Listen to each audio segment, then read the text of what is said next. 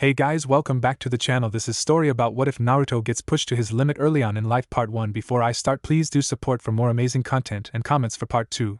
Do consider to subscribe my channel and share my video to your friends and check out the description as well. Let's start the video. He had just about had enough. He lived his entire life in misery. 8 years with no friends. 8 years with no family. In 8 years, only 3 people had shown him any semblance of anything but hatred. 8 years of being beaten to within an inch of his life, too many times to count. 6 years of living in an orphanage, being treated worse than all of the other kids. 2 years of living completely alone in an apartment, being robbed and vandalized nearly every day. 2 years of having to survive out of the trash, because his monthly allowance from the Hokage wasn't enough to pay for rent and food. 3 years of being ridiculed by the other kids his age. 4 years of complete and utter hell, even though he is solely responsible for keeping the Kyuubi from destroying Konoha, even though he didn't know that yet. The worst part of it all was that he didn't know why. Why they looked at him as if he were the scum of the earth. Why they would randomly jump him and beat him until he prayed for death. Why nobody, not even the one person he thought actually cared for him, would do anything to help him. Sure, he could act happy around people. He would never give those bastards the satisfaction of knowing they were getting to him. He took it all with a smile, held his head high, acted like it didn't bother him, but behind closed doors, he was falling apart at the hinges. There were the 3 people in his life that didn't outwardly abuse him. The 3rd Hokage, though he was always too busy to show much kindness either.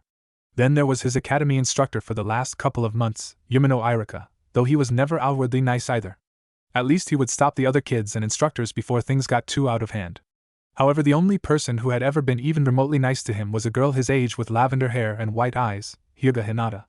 One time a couple of years ago, the girl had tried to stop some older kids from beating him, but then she was drugged away by an older teenager who had black hair and the same white eyes. Another Hyuga, he assumed, though he didn't know his name. Ever since that day, Hinata had at least tried to be kind to him, though she never succeeded, rather it be because of the other students, or some random Hyuga. She was never able to talk to him like she wanted to. Like he wanted her to. As the days went by, the misery continued, and young Naruto kept his fake smile on, trying to tell himself it would get better soon.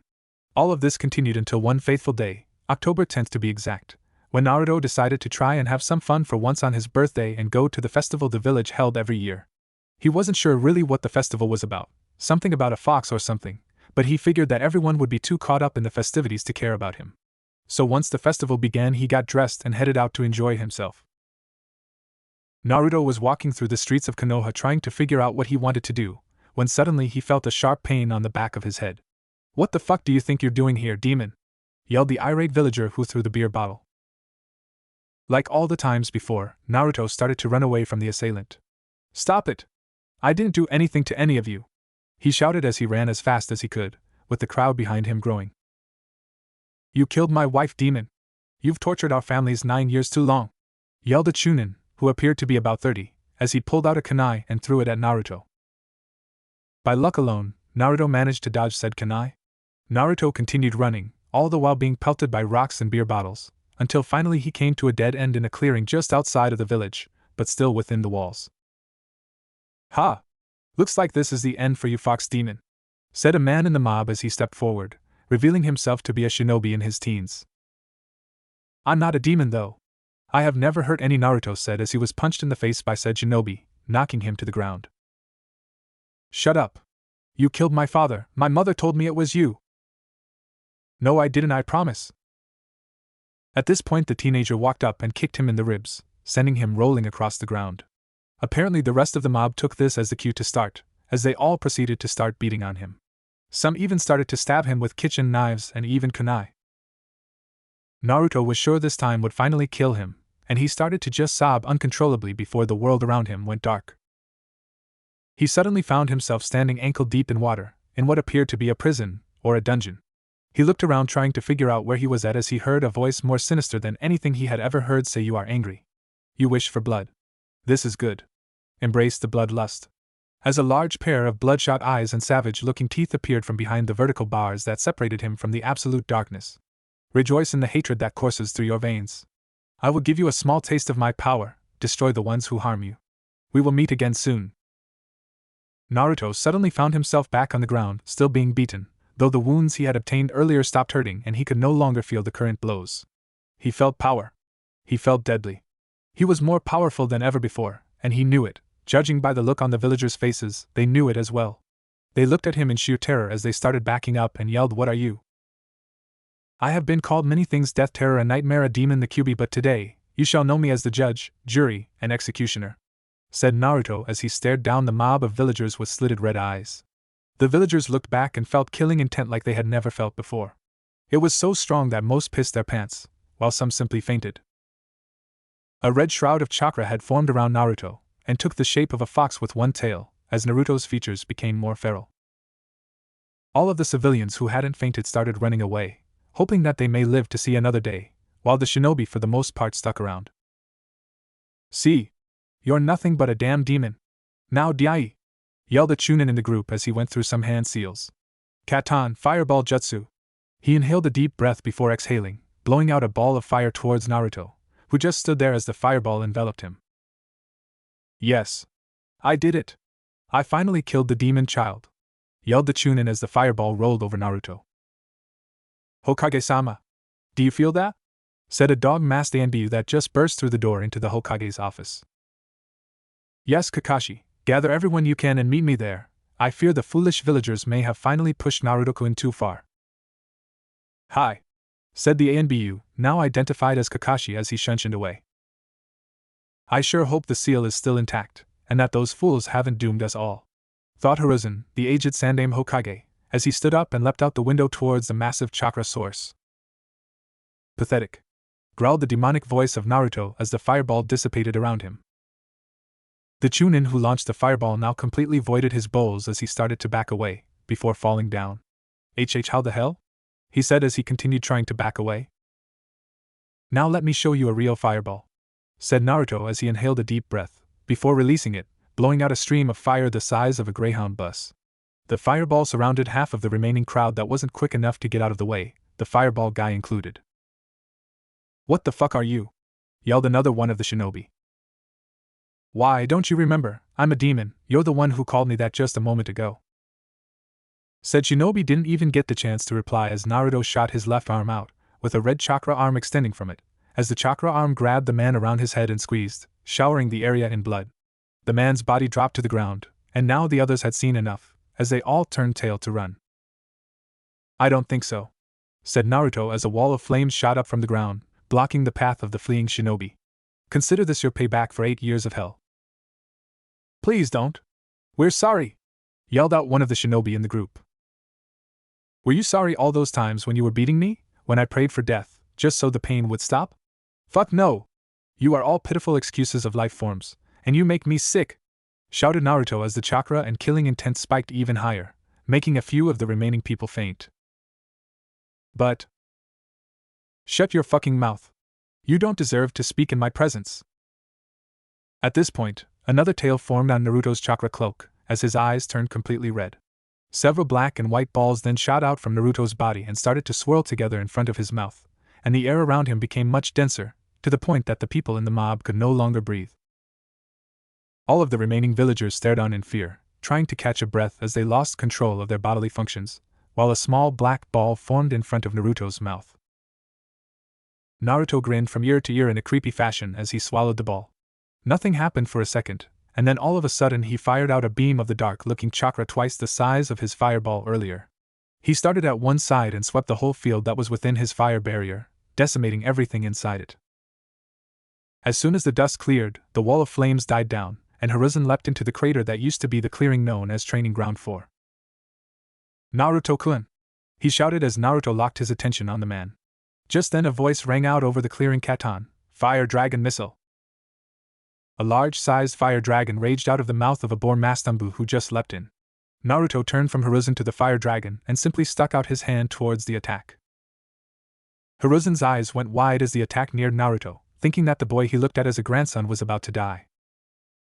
The fire dragon crashed into Naruto's outstretched hand, before coming to a complete stop. Both the Hokage and boar were shocked at this, at least until the dragon turned around and enveloped the ANBU. Once the fire died down, all that remained of boar was his mask. Naruto then turned back to the aged Hokage and said, "Gigi, I'm sorry they tried to kill me, they made me do this," as the chakra shroud started to fade. It was then that several more ANBU leapt into the clearing as well, throwing several kunai and shuriken at Naruto. The chakra around him suddenly lashed out and stopped all the weapons dead in their tracks. Leave me alone, goddammit. I don't want to kill you people.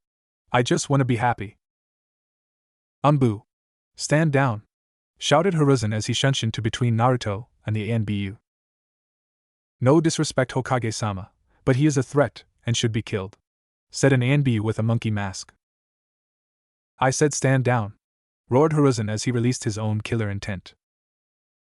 The ANBU immediately stood from their fighting stances and took a step back out of fear.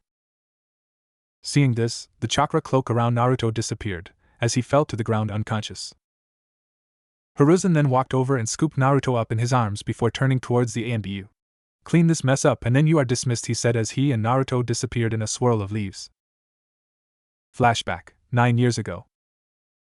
We should kill it now, before it has a chance to regain power and finish the job, shouted one of the civilian council members. You should know that our Yandame was the best Fuinjutsu user in the world. There is no chance of the demon breaking out of Naruto, replied the Sandame. Perhaps when he becomes of age, I could train him to control the fox's power? Suggested Danzo. No, you will not turn Naruto-kun into one of your mindless rude agents. Damn, thought Danzo. I agree with Aruno, the demon should be killed, said another of the civilian council. Naruto-kun will not be harmed. Our beloved Yandame sacrificed his life and child for you and wants him seen as a hero, yet you bastardize his desires already, shouted the Sandame, silencing the requests for death and imprisonment. Furthermore, if any of you tell anyone of his tenet or heritage, you will be put to death. I want him to grow up like a normal child. Currently, Hokage's office. Oh, how I wish I could have been more help to you, Naruto-kun. You are a hero every day, with the blood of a Hokage inside of you, yet they treat you like shit. I wish I could make it up to you. Well, maybe, thought Hiruzen as he looked at the unconscious form of Naruto on the couch beside his desk. Finally, after about an hour, Naruto began to stir before sitting up. Where am Gigi? Oh God, I'm sorry. I didn't want to hurt anyone, but they made me, he said as he started to sob again. I don't even know what happened, I was just so scared, and then a scary set of eyes told me to use their power to stop the hurting. Hiruzen was quite shocked when Naruto mentioned the scary set of eyes with power, wondering if Naruto meant the Kyuubi. He got up from his desk and walked over to the couch to sit beside Naruto. Shushu, it's okay, Naruto-kun. But Gigi, I killed them, so many people died because of me tonight. They deserved it for treating you the way they did, you are supposed to be a hero. What do you mean, Gigi? Sigh.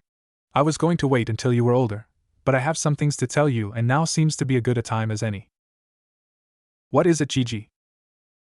Well, one night, 9 years ago, Hiruzen proceeded to tell Naruto what happened that night, about his tenet, and finally that the one who sealed said demon into him was his father. Yep, the Yandame Hokage was Naruto's dad. Naruto was so shocked from all this information that he fainted again. It took Hiruzen nearly 20 minutes to wake Naruto back up before they started talking about what Naruto now knew. So I really am a demon, like everyone said? No, Naruto-kun, you are not a demon, you just hold one. Watch this, Hiruzen said as he got up and walked over to his desk and retrieved a storage scroll and a kunai. He came back to Naruto and opened the scroll. You see, this is a scroll, you, and this kunai. As he held up the kunai as the Kyuubi. He laid the kunai onto the scroll and channeled some chakra as the scroll absorbed the kunai into it. So, is this now a kunai? He said as he held up the scroll with the word kunai in the center. No, it's still a scroll. Exactly. Just as having a kunai sealed in the scroll doesn't make the scroll a kunai, you having a demon sealed inside of you doesn't make you a demon. Naruto let a small genuine smile show. Now thanks, Gigi, he said as he hugged the old man. It was your right to know, Naruto-kun. I was a fool for hiding it this long. Now before you go, I have some things for you, said Hiruzen as he walked over to his desk and did some hand seals before slamming his hand onto the desk. Now underneath his hand was a chest with a spiral pattern surrounded by a chain of 3-pronged kunai. Cool, Gigi, what is that? Asked a wide-eyed Naruto. This, Naruto-kun, is your inheritance, left to you by your father. It contains all of his jutsu scrolls, as well as the Uzumaki clan techniques. Both he and your mother left you a letter in there as well. The chest itself was designed with a seal so that no one but you and me can even touch the box, and only you can open it. Naruto was now near the point of fainting once more as he looked at the box. Now, Naruto-kun, it will probably be a while before you are advanced enough to learn most of the jutsu, but I will help you along whenever I can. said Hiruzen as he pulled out a small card from his desk. What is that, Gigi? This is a card made from chakra paper. If you channel some chakra into it, it will tell you your elemental affinity. Hiruzen then explained elemental manipulation to Naruto, who absorbed the information like it was ramen, before handing Naruto the card. Naruto took the card and channeled some chakra to it, before it split in half. Futon, a rather rare Hiruzen started but then stopped as one half of the paper caught fire while the other crinkled up. At this point his eyes went wide. After all, even a Jonin having 3 affinities was kind of rare. It was unheard of for a genin, no, an academy student. So what does that mean, Gigi? That shook Hiruzen out of his shock. Before he answered him, it means you have an affinity for Futon, Katan, and Raiden. That is good, because most Jonin don't even have 3 affinities. Wow. I'm gonna be a super awesome ninja one day. Possibly, but don't let that go to your head, Naruto-kun. Dear God, this kid will be an animal by 12 if he gets proper training. I won't, Gigi. I know it takes hard work to be strong, so that's what I'll do. Except I don't really have anyone to help me, he said with a frown at the end. Hiruzen thought about that for a moment before he stood up and made a cross-hand seal, and 20 copies of himself appeared in the room. He then pulled out a storage scroll and sealed all of the clones into it before handing it to Naruto. Those clones are called Kagebunshin. They are solid clones capable of independent thought. They can be used for a variety of purposes, including training, fighting, and spying. You can take that scroll and unseal a clone whenever you need help training. Thanks, Gigi. You're welcome, Naruto-kun. How about I show you to your new home now? Okay. Hiruzen walked over to a blank spot on the wall before doing some hand seals and touching his hand to the wall. To Naruto's surprise, a seal array appeared on the wall before the pair disappeared. The next thing Naruto knew, he was standing in the middle of a large room that appeared to be the living room of a mansion. Where are we at, Gigi? Naruto asked, and Hiruzen just smiled. Your home, Naruto-kun. Like the box, this place is full of seals, so that it is hidden from everyone. The only entrance is through my office, or the Hiration technique, which is one of the ones your dad left you, but it will likely take you years to learn, as your father is the only person who ever used that jutsu. Hiruzen then showed Naruto the hand seals to transport between place to place. So Naruto-kun, do you need anything else? No, Gigi, I think I'm just gonna go to bed. I've got a lot to think about. Okay, Naruto-kun, I'll see you tomorrow then. Good night, Gigi. With that, Hiruzen left, and Naruto began to search his new home. After acquainting himself with the house, he went upstairs and quickly drifted off to sleep. Damn it, shut up, Go to hell! Shouted Naruto as his fist smashed down and through his alarm clock. It was time to get up for another day at the academy, but after all Naruto went through last night, he didn't want to go. He grumbled a bit more as he crawled out of bed, knowing that he'd be in trouble if he missed. After taking a shower and eating his breakfast that consisted of instant ramen cups, he left home en route to another day of boring learning and assholes. There would definitely be assholes. No sooner than Naruto got out of sight of the Hokage's office, the glares and curses set in. Fucking demon, shoulda killed you 9 years ago. Monster. Devil. This upset the young Naruto, of course, but he was used to it. As long as they didn't hit him, he could ignore it. The verbal abuse continued all the way to the academy, and even then, most of the instructors hated him as well. Naruto finally arrived at his class to find he was only the third person here, so he checked his watch. 6:40. What the hell, I'm 20 minutes early. This was rather odd for him, considering he normally didn't arrive until right at 7 o'clock when classes began. Since he had a while to kill, he figured he would try to make conversation with the other 2 students, the lavender-haired white-haired girl, Hinata Hyuga, and the black-haired black-eyed boy, Sasuke Uchiha. Good morning, guys. Morning, was Sasuke's only reply. Hey, better than humph, right? Gigi, good morning, Naruto-kun, replied the shy Hyuga. How are you guys? Good. I just wish I didn't have to be here so I could do some real training, Sasuke replied. I know how you feel. I have better things to learn than the history of shinobi sandals, why they are open-toed, Naruto said, getting a small chuckle from both other students. Little did the 3 students know, they had just started a bond that would carry them far in life. Sasuke was normally impartial to Naruto, as his parents weren't part of the Lynch Naruto club. Hinata actually had a crush on him. I kind of like that kid, I wonder why everyone else looks at him with such dis, Sasuke started thinking before he was interrupted by a crash. He looked towards the door, where the noise came from, to see a pink-haired girl laying on top of a blonde. "Sasuke Kyuin!" shouted the pink-haired girl with a voice that would make a banshee pale. "Ha! I was here first, I get to sit by him, Ino pig!" the pink-haired girl shouted at the blonde. "You wish, Sakura Fivehead!" yelled the blonde, in a slightly less awful voice. "Hey! Move, fathead, I'm sitting next to Sasuke-kun!" Sakura now directed her eardrum-splitting noise maker at Naruto. "I was here first," said Naruto calmly. "I don't give a damn. My mom is on the council, and she says you're a worthless bastard, so move."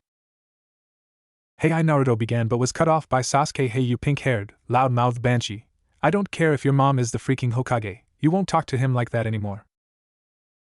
Did he just stick up for me? Naruto thought. As Sasuke-kun. "Don't call me kun, you sorry waste of breath. Naruto has never done anything to you yet you come in here insulting him." But I. Please shut up and leave me alone."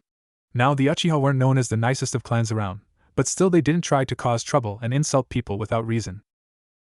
Sakura then sulked off away from Sasuke and Naruto with tears in her eyes. "Bastard, how could I have ever cared for that ass? Because he's freaking hot. That's why." Inner Sakura replied to her. "Wow, thanks Sasuke, no one's ever stood up for me like that before." "Don't mention it, I kind of like you and she has no reason to speak to you like she did," said the Uchiha with a smirk. "Everyone sit down and shut up," said a new voice as the class suddenly turned to the front of the room to see Irika standing there.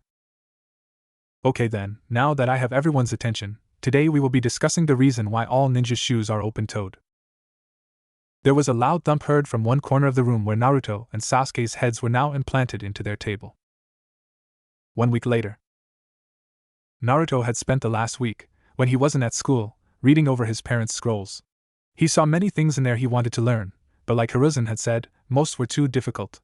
One in particular though caught his eye, so he proceeded to learn it, and it only took him a few hours to do so.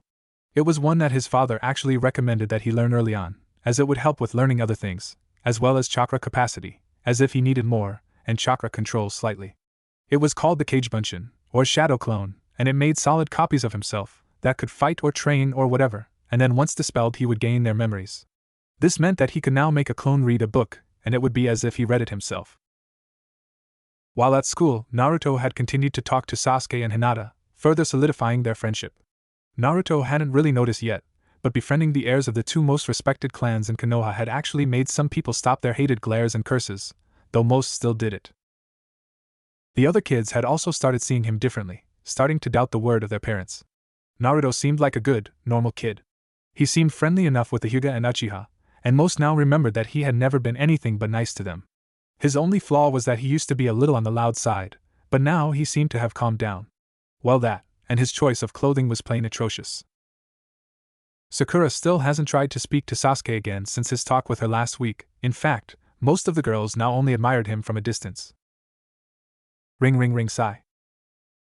Naruto sighed as he rolled out of bed and started getting ready for another day. He quickly went through his normal routine before heading off to school, ignoring the comments of most of the villagers as normal before arriving at school. As was usual the last week, he was the third to arrive. "Hey guys, morning," he said as he walked in and sat in his normal seat between Sasuke and Hinata. "Morning. /G good morning, and Naruto-kun. So guess what I learned, and I think you'll love it, Sasuke." "What is it?" "Well, it's called the Kagebunshin no Jutsu." "Clones? What's so special about a clone?" "Kagebunshin no Jutsu," Naruto said with his hands in the cross seal, before a clone appeared and slapped Sasuke in the head before laughing and then dispelling itself. "What the hell was that? Wait, did that clone just physically hit me?" "Yep. Freakin' sweet. Teach me?" "Sure. Hinata-chan, do you want to learn it too?" "And no thank you, I don't think my family wouldn't approve of it." Okay then. Naruto then proceeded to warn Sasuke of the intense chakra drainage, before teaching him the technique. "Kagebunshin no Jutsu," Sasuke said as a clone appeared beside him. "Now here's the cool part," Naruto said before leading the clone away and whispering something to it, before punching it in the face to dispel it. "Hey, screw you," Sasuke said as he heard the insult Naruto said to the clone. "Wait, you said that to him? How do I know it?" "The memories of your clones will be transferred to you when they dispel." "Really?" That's sweet. Everyone sit down and shut up, said Irika as the class suddenly became quiet. Okay.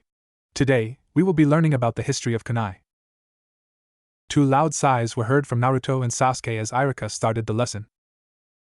Naruto then got an idea and grabbed a piece of paper before writing ditch, shadow clone plus substitution, and sliding it to Sasuke. Sasuke grabbed the paper and smiled before discreetly nodding his head and performing the cross seal under his desk at the same time as Naruto. A clone of each popped up outside the window before the pair did the ram symbol and switched places with the clones. So what now? Said Sasuke as the pair hopped along the rooftops, making sure to stay hidden. Well, we can't go to my place. Gigi would shit a brick if he knew I was ditching. Same for mine. If Dad and Itachi found out, they'd kill us both. Damn, how about we go to one of the unused training grounds to train a bit? Sure, works for me, said Sasuke before the two changed course for training ground 14, one of the non-used training grounds out in the woods on the outskirts of town. So, since I taught you a sweet jutsu, do you have any you can teach me? Said Naruto as they arrived. Do you know the Katan, Hosenka no Jutsu? Asked Sasuke. Nah, replied Naruto. Well, Sasuke then began to explain the technique to Naruto, who grasped the concept pretty quick. He then ran through the required hand seals and said Katan, Hosenka no Jutsu, as he inhaled and then exhaled, blowing out several softball-sized fireballs. Cool, that was pretty good, especially for the first try. It took me like a month to get that good, said Sasuke. Naruto then rubbed the back of his head and chuckled. I have an affinity for Katan, and Gigi says I have low Jonin level chakra reserves. Oh, I see. But all the chakra in the world won't help you. I'll still be the better ninja, Sasuke challenged. Not even in your dreams, said Naruto. But anyways, do you have any other affinities? Katan and Raitan. What about you? Katan, Futon, and Raitan. Do you know any Raitan jutsu yet? No, Dad has only taught me the Hosenka so far. I wonder if I have any on my scroll? Said Naruto as he pulled a scroll from his pocket and looked it over for a second before frowning. He didn't have any lightning jutsu, but his father had recommended several chakra control exercises to get his control up before learning many jutsu anyways. I don't have any lower level jutsu, but how about chakra control training? Sure, what did you have in mind? Well, my scroll from Gigi says that tree climbing is a good way to practice. How does climbing trees help anything? You have to use your chakra to make your feet stick, said Naruto as he walked towards one of the trees nearby and stuck a foot to it while concentrating. He then stuck the other foot and was now parallel with the ground. He walked up a few more steps before putting in too much chakra and blowing himself off of the tree, landing with a thud as Sasuke laughed his ass off. Watch and learn, loser, he said as he walked over to his own tree. He made it up about 3 steps before underpowering it and falling with his own thud as it was Naruto's turn to laugh. Bastard, Sasuke said with a chuckle before the two started at it again, quickly making it into a competition. After a few hours, both had the tree climbing technique figured out, with Naruto beating Sasuke by less than 5 minutes. At the academy, the idea of leaving the shadow clones in class served a purpose other than not being missed. The pair hoped to actually learn the lessons, since in person they slept through them anyways. This, however, was not the case. Naruto! Sasuke! Pay attention! Yelled Irika at the two sleeping students. Both of them shot up in their chair, now wide awake as Irika continued his lesson, and since the average hunting knives were less than efficient for combat, some ninjas started trying to design a better weapon. This led to several failed attempts, such as back at Training Ground 14. You just got lucky, you know, Sasuke pouted. Nah, this is pure talent, said Naruto with a large grin. Whatever. What do we do next? Well, the scroll says water walking is the next one. It's like tree climbing, but the surface constantly changes, so you have to vary the chakra output. Oh, great, said Sasuke as he started towards the pond at the edge of the field while taking off his shirt. Why are you stripping, homo? I'm not that way, Naruto teased. Screw you. I know that as much as I felt tree climbing, I'll probably get wet at some point, so I'm saving my clothes, Sasuke replied as he took off his pants as well, leaving only his boxers. Good point, I guess, said Naruto as he too stripped off his clothes. Now anyone just walking by would probably require extensive therapy, seeing the two preteen boys in their underwear trying to walk on water.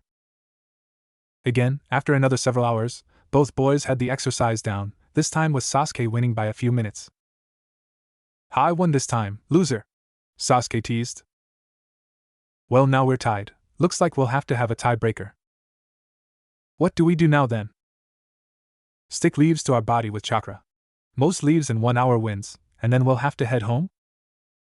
"Deal," replied Sasuke as both boys started frantically grabbing leaves and trying to get them to stick, either wanting to be the loser at the end of the day. After the hour was over, much to Sasuke's dismay, Naruto had stuck 11 leaves to the various parts of his body to Sasuke's 10. "Haha, who's the loser now?" Naruto taunted while doing a victory dance. "Damn it," Sasuke pouted. 20 copies of Naruto sat around various places in the large house that he now resided in, while the original was in the backyard practicing his taijutsu with a clone of Hiruzen. The clones inside were reading over various scrolls, ranging from more advanced chakra control techniques to lower-level futon, Raiton, and Katon jutsu. "Alright, try again, Naruto-kun," said Hiruzen as he watched Naruto throw several kunai and shuriken at a large wooden target, though still not perfectly accurate. Naruto went to the target and removed all of his previously thrown weapons, before coming back to the line and trying again. This continued for a couple more hours until Naruto had finally perfected his accuracy. After the weapon practice, Naruto and Hiruzen went over the basics of the taijutsu style that his father used. After a couple hours of this, Naruto got the basics, so he decided to call it a night. He dispelled the Hiruzen clone before walking back inside to wash up and get something to eat. As Naruto got out of the shower and started to cook his instant ramen, the clones started dispelling themselves, sending the information they learned back to the original. Naruto was now rather happy, as he would have some new things to practice with Sasuke when they skipped school again. Uchiha's secret meeting room. "I for one have grown tired of the way that this village alienates our clan. We are the strongest in Konoha, yet they have been pushing us away since the reign of the Night Dame," said the man at the head of the table in the underground meeting room of the Uchiha clan. "I agree with you, Fugaku-sama. We have been pushed to the side for far too long. I believe it is time for action," said another of the men at the table. "Yes, I believe it is about time we show this village that the Uchiha are superior to all others. I will soon lead this clan back to its proper prestige, once that fool Sarutobi is out of the way," said the man now identified as Fugaku. "It will be a good day indeed. With that fool gone, the Uchiha will reign supreme," said yet another of the men.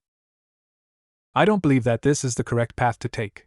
Trying to plan a coup will only lead to more problems than it is worth in the end," said the youngest man currently in the room, ANBU Captain Itachi. "Son, you are an excellent shinobi, but you are still young and naive. This is the only way to regain our prominence," said Fugaku. "As you say, father." "Now, Itachi, I understand you have a meeting with the ANBU after we are through here, yes?" "Yes, father." "Then you know your mission. Obtain all the information that you can, and report the weaknesses to us at our meeting next week." "Yes, father," said Itachi as he bowed to the council before disappearing in a swirl of leaves. Hokage's office, 1 hour later. "Hokage-sama," said the weasel-faced ANBU as he appeared kneeling in front of Hiruzen's desk in a swirl of leaves. Hiruzen went through some hand seals before the room glowed purple for a moment, and then faded back to normal. "Ah, Itachi, report," said the aged Hokage as said ANBU stood up and removed his mask. "It is worse than I thought. My father actually intends a violent takeover, a coup d'état, if you will. I tried to talk them out of it, but it appears that their minds are made up." "I see. Do you have any specifics?" "Not yet. I just left from a meeting with the council. They actually assume that I am spying on you for them. But as of the meeting tonight, they have only decided that it will happen, and will involve your death. They didn't elaborate on when or how." "Understood," said Hiruzen as he did a couple of hand seals to disable the privacy seal. "Tiger." No sooner than he finished speaking, a swirl of leaves appeared in the room to reveal a kneeling ANBU with a tiger mask. "Hokage-sama, Weasel Taishu," said Tiger with a bow of his head. "Please fetch me Hamaru, Koharu, and Danzo, please, Tiger," said Hiruzen. "As you wish, Hokage-sama," said Tiger before disappearing again. 20 minutes later, the door to the Hokage's office opened up, revealing the 3 village elders. Please have a seat, we have much to discuss." The elders then came in and sat down around his desk, where Itachi retold the tale of the coup, before they began to discuss possible courses of action. "I believe that this threat should be handled quickly and efficiently, by killing all of the Uchiha," said Danzo firmly. I think that we should wait it out longer, to see who is involved, and only eliminate them, countered Hiruzen. I somewhat agree with Danzo, we should act quickly, but only kill the elder Uchiha that harbor ill feelings towards the village. This was Koharu, earning a nod from Hamaru. As I said before, for the most part, the Uchiha have been cursed by their desire for power. I fear that if we don't eliminate the whole threat, then the survivors will become even more withdrawn, and it may lead to further problems down the road. I see where you are coming from, Danzo, but I don't believe that to be the best solution, said Hiruzen. I believe it to be the only way. This way will guarantee that there will be no threat in the future. I suppose you may be right, Itachi? Yes, Hokage-sama? What is your opinion on this matter? I agree with whatever you decide upon. I do, however, believe that we should only eliminate the guilty. The children are still young enough to be molded and changed to stay off the path of hatred that the family has taken thus far. I happen to agree. That is the path we will take. It shall be carried out in 1 week's time then, after the next meeting of the Uchiha. After the meeting. Tap. Was the noise heard down the long, dark corridor underneath Konoha. The noise continued for several minutes before it faded into the sound of a door opening and then shutting. Torian. The source of the noise, one Danzo Shimura, said to seemingly no one. A couple of seconds after he spoke there was a rustling of wind in the room. Yes, Danzo-sama? Said the man now kneeling in front of Danzo's desk. At ease, Torian, Danzo said as the man stood up and bowed. All right, I will need you to have your best 2 squads prepared for a mission within the week. Sarutobi is having one of his ANBU eliminate the Uchiha shinobi. I tried to convince him to kill them all, but the weak old man refused, so we will have to take care of this problem from the shadows as always. It will be seen to, Danzo-sama, said Torian before disappearing as quick as he came. Do I really have to? Pouted Naruto as Sasuke drug him through the streets, with a blushing Hinata in tow. Yes. If you are going to hang out with me, and be taken serious, then you have to dress like a shinobi. There's nothing wrong with my clothes. Naruto, you wear a kill me orange jumpsuit. That is just begging someone to find and slay you. Hinata-chan, help me out here. Hinata blushed a little deeper before managing to stutter out, actually, and Naruto-kun, Sasuke-kun is right. Ah man, not you too. Fine, said Naruto with a huff as he conceded to changing his look. After several more minutes of walking, the trio arrived at one of more prestigious shinobi clothing stores in Konoha. As they tried to walk in, the cashier glared at Naruto before saying, I'm so sorry, Uchiha-sama, Hida-sama, is this filth bothering you? That comment once more pissed the Uchiha off highly. He turned his onyx eyes upon the man with a glare. What was that? I asked if you wanted me to rid you of this trash that is pestering you? This trash happens to be my best friend. I'd advise you to watch your tongue, else you anger 2 of the most prominent clans in Konoha. The man then opened and closed his mouth several times before apologizing to the trio and ushering them in.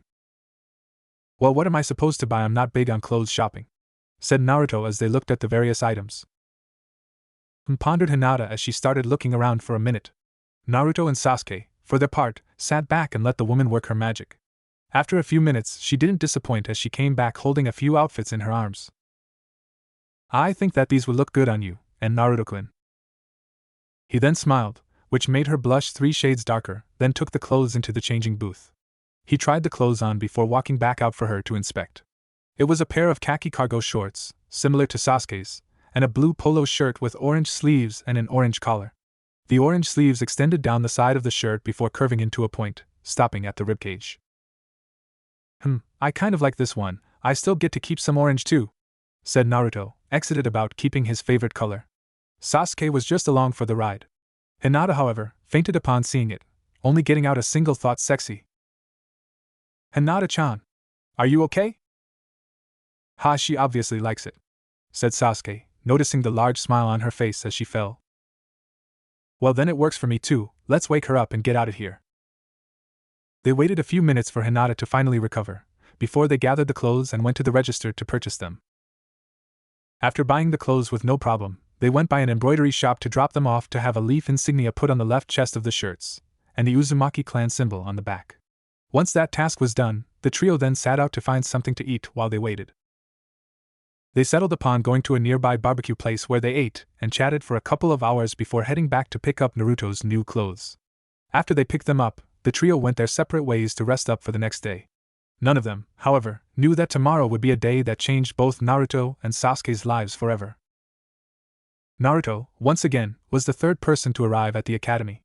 As he entered, Hinata blushed, but managed to stay conscious this time. "Hey guys, good morning," Naruto said as he walked to his normal seat. "Morning," replied Sasuke. "Gigi good and morning and Naruto-kun yull look that was as far as Hinata could make it before she lost her battle with unconsciousness. Man, she should see a doctor, this is happening a lot lately," said a clueless Naruto. "You're such an idiot, Naruto," said Sasuke with a smirk. "Why am I an idiot?" "Nothing. Tell me." "You'll see one day," said Sasuke, letting out a chuckle.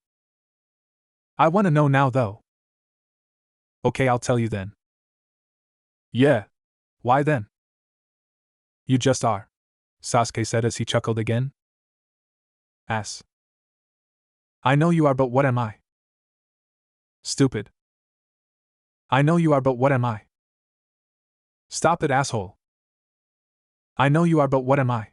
Sasuke now broke into full laughter as Naruto's face turned red with frustration. "I'm about to." "And Naruto-kun, as Sasuke-kun, be nice to each other please," said the now conscious Hinata. "Fine."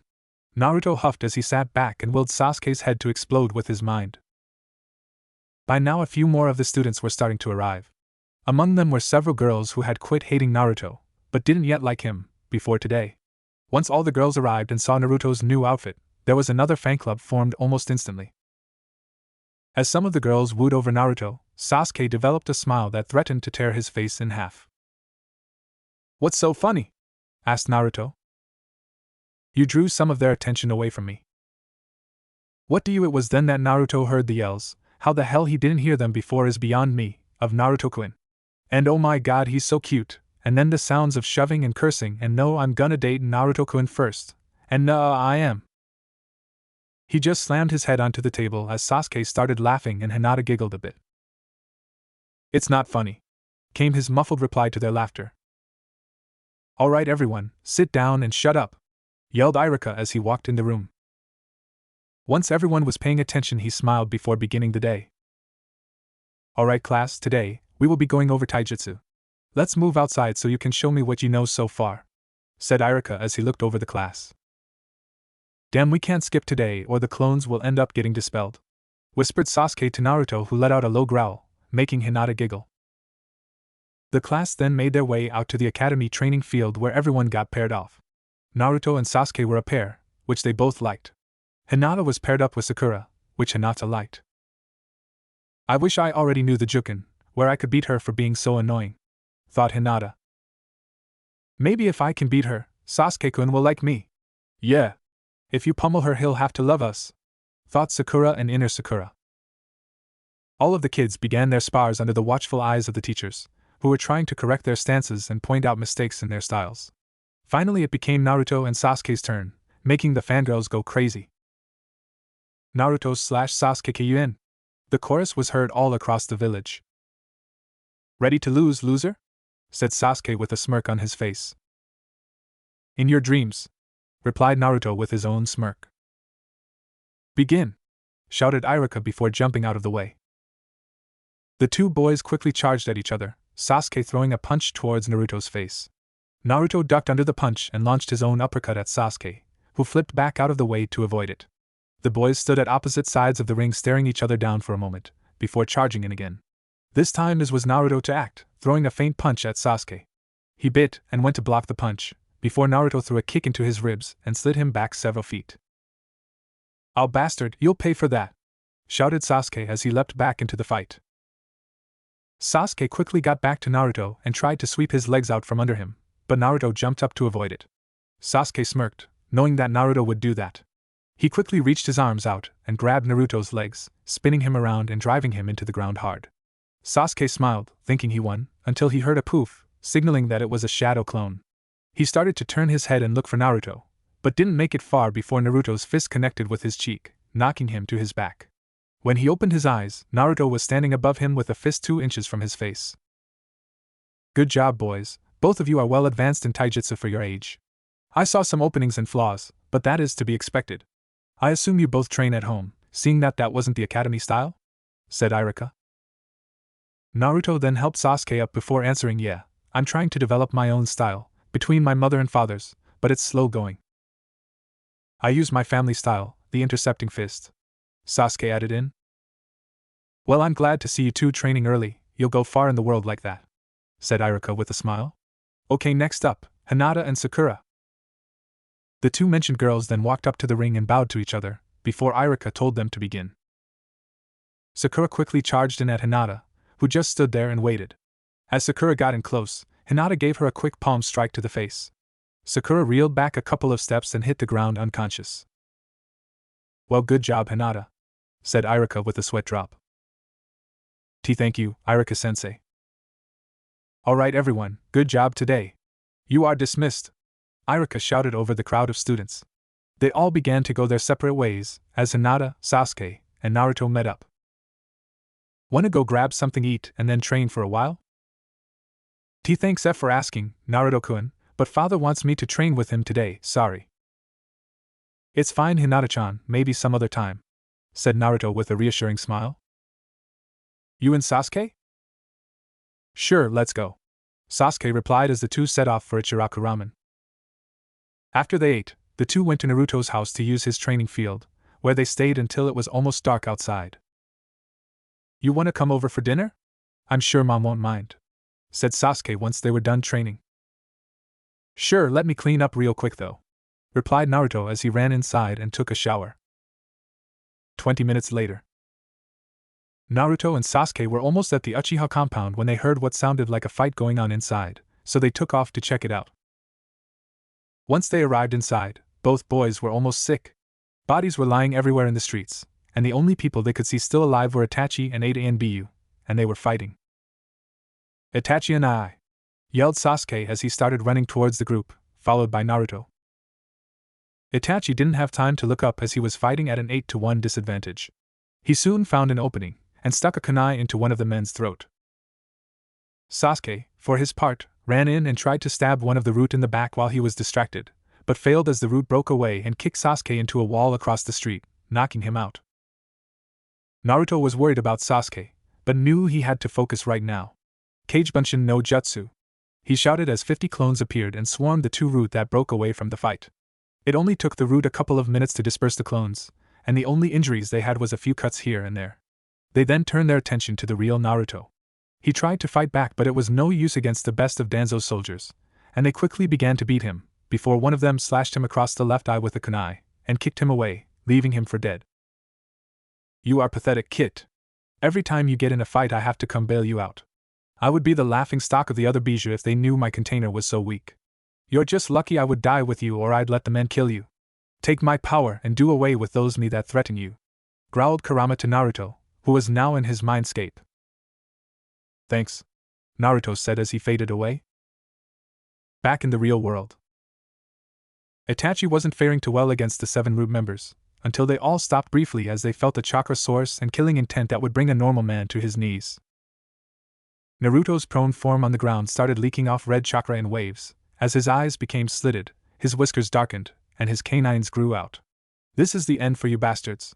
You dare come here and kill the family of my friends, for that you will die, said the now cubified Naruto as he held out his arms and sent 2 chakra arms to the group of root, crushing 2 of them in a shower of blood. Itachi seized this advantage and beheaded another of them, making it now a 4-on-2. 2 of the root turned from Itachi and went after Naruto while the other 2 stayed with Itachi. Since these 2 were actually expecting a fight, they weren't as easy to kill, and managed to still get another few blows out on Naruto. He fought them to a stalemate for a while before he breathed out a stream of fire that caught one of them and burned most of his body away. The second quickly dodged and made it inside of Naruto's guard due to the distraction, before he took a slash with his tanto and claimed Naruto's other eye. Once Naruto got hit, he roared in pain before release a vortex of flames from his body that finished off the root, before passing out himself. Itachi, now with only 2-on-1 odds, made quick work of the other 2 with his ninjutsu, decapitating both. After the fight, he made a shadow clone that shunshined straight to the Hokage's office to alert him of what happened. Within a minute, Hiruzen and a squad of ANBU appeared beside Itachi in the compound. Itachi, report, Hiruzen said as he looked around at the mess. All was going according to plan until these root ANBU attacked. While I was fighting them, Sasuke-kun and Naruto-kun showed up. Sasuke was knocked out immediately, but Naruto managed to kill 4 of them with the Kyuubi's help. If he hadn't shown up, I probably would have died, but unfortunately he lost both of his eyes in the fight. Hiruzen was visibly upset that his surrogate grandson was blind and could now never become the Hokage he dreamed to be. I see ANBU, clean up this mess and find any survivors. I have a way to fix his eyes, if you will allow it, Hokage-sama, Itachi said, noticing that Hiruzen was upset. Hiruzen instantly became less tense as he said, do whatever you can to fix it. Hi, replied Itachi as he walked into his house briefly before coming back out with a jar that had 2 eyes floating in it. He knelt down beside Naruto and did a quick series of hand seals with one hand as he opened the jar and pulled out one of these eyes. His free hand then started to glow green before he reached it down and made a C shape with his thumb and index finger and opted up Naruto's right eyelid to reveal the disfigured eye. He then pulled out the eye and replaced it with the one in his other hand. After it was in, he repeated the process with Naruto's other eye, before placing him in a genjutsu to keep him asleep until he can get to the hospital. There, he should be fine after some rest in the hospital. Thank you, Itachi-kun. If you don't mind me asking, who did they belong to? Hiruzen replied. They were my Fugakus. But on another note, what do we do about the root? Simple, they went rogue and invaded the compound, and you killed them to protect the clan. You will claim innocence so that you don't have to go rogue. I see. Thank you, Hokage-sama. Thanks for what? Itachi just chuckled at that, despite all that had happened tonight. 2 days later. Where am I? Thought Naruto as he slowly started to regain consciousness. And why can't I see anything? He tried for a second to open his eyes but found that he couldn't. The fight, I lost both my eyes. I'm blind. He started shouting. This woke Hiruzen, who was sitting beside Naruto's bed but had dozed off. Naruto-kun. He yelled, calm down for a moment, and let me explain. That voice, is that Gigi? Naruto asked, calming down at the voice of his grandfather figure. Yes, Naruto-kun, it's me. What happened? Some root ANBU went rogue and invaded the Uchiha compound trying to eliminate them for reasons unknown, but you and Itachi-kun managed to stop them. Unfortunately, as I guess you know, you lost both of your eyes in the fight. However, Itachi-kun managed to fix them. Then why can't I see? Your eyes are still bandaged, Naruto-kun. In order to fix your eyesight, Itachi took the Sharingan eyes from his father, who was killed in the fight. So I have a dead guy's eyes? Said Naruto, turning green. Yes, but it isn't that bad. You're like Kakashi now. You are only the second non-Uchiha to have a Sharingan. I see, so when can I take the bandages off? It should be okay to remove them now, you've been out for over 2 days. Okay then, replied Naruto as he began to unwrap the bandages around his head. Soon he was finished and looked at the world with a whole new light. Hiruzen, for his part, was shocked. When he looked at Naruto's new eyes, he saw a Mangekyo Sharingan. The pattern looked similar to a biohazard symbol. See my profile for a picture. Naruto-kun, can you deactivate your eyes? Naruto wasn't sure why, but somehow he knew how to deactivate the eyes, so he did so, showing plain onyx eyes. It sure is weird, seeing Naruto without those deep blue eyes of his. Hiruzen thought as he stared at the black orbs. Now turn them back on. Naruto did so, revealing the normal 3-tomo Sharingan. Also, you have a special version, called the Mangekyo, can you activate that one? The 3-tomo in Naruto's eyes began to spin rapidly before merging into his Mangekyo form. Good, you can turn them back off now. Naruto turned off his Mangekyo, but left the 3-tomo active. Why did you leave the Sharingan on, Naruto-kun? I need to get used to seeing from them. By the way, Gigi, how is Sasuke? He is fine, he got a concussion but should be awake by the morning. Okay then, thanks Gigi, Naruto said as he stood and gave the old man a hug. Hiruzen smiled a bit at that and said, okay Naruto-kun, you're free to go now. I'll see you later. Okay, bye Gigi, Naruto said as Hiruzen walked out the door.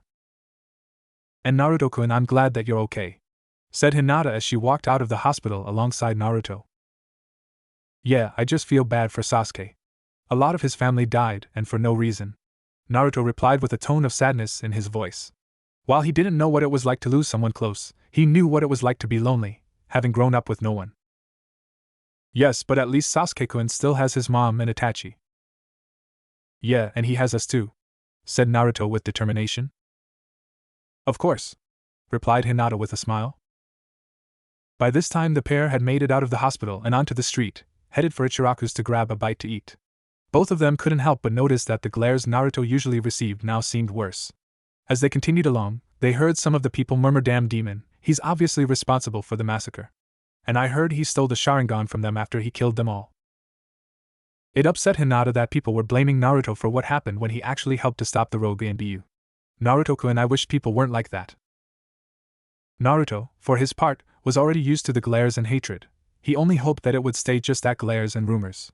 He didn't want to be attacked again after that night he killed that group of villagers.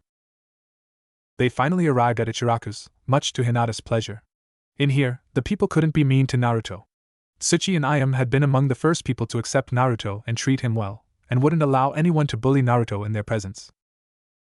"Hey old man! Miso ramen with pork for me, and keep 'em coming," Naruto said as they walked in and took their seats. "Sure thing, Naruto-kun. And what would you like, Hinata-chan?" replied Tsuchi. "I'll have a vegetable ramen, please," Hinata said politely. "I'll have them out in just a minute then," said Tsuchi as he walked into the back to prepare their food. As soon as Tsuchi made it through the door, Ayam burst out and sprinted around the counter to wrap Naruto in a hug. "I was so worried about you, Ototo. I heard you were injured in a fight at the Uchiha compound. Are you okay?"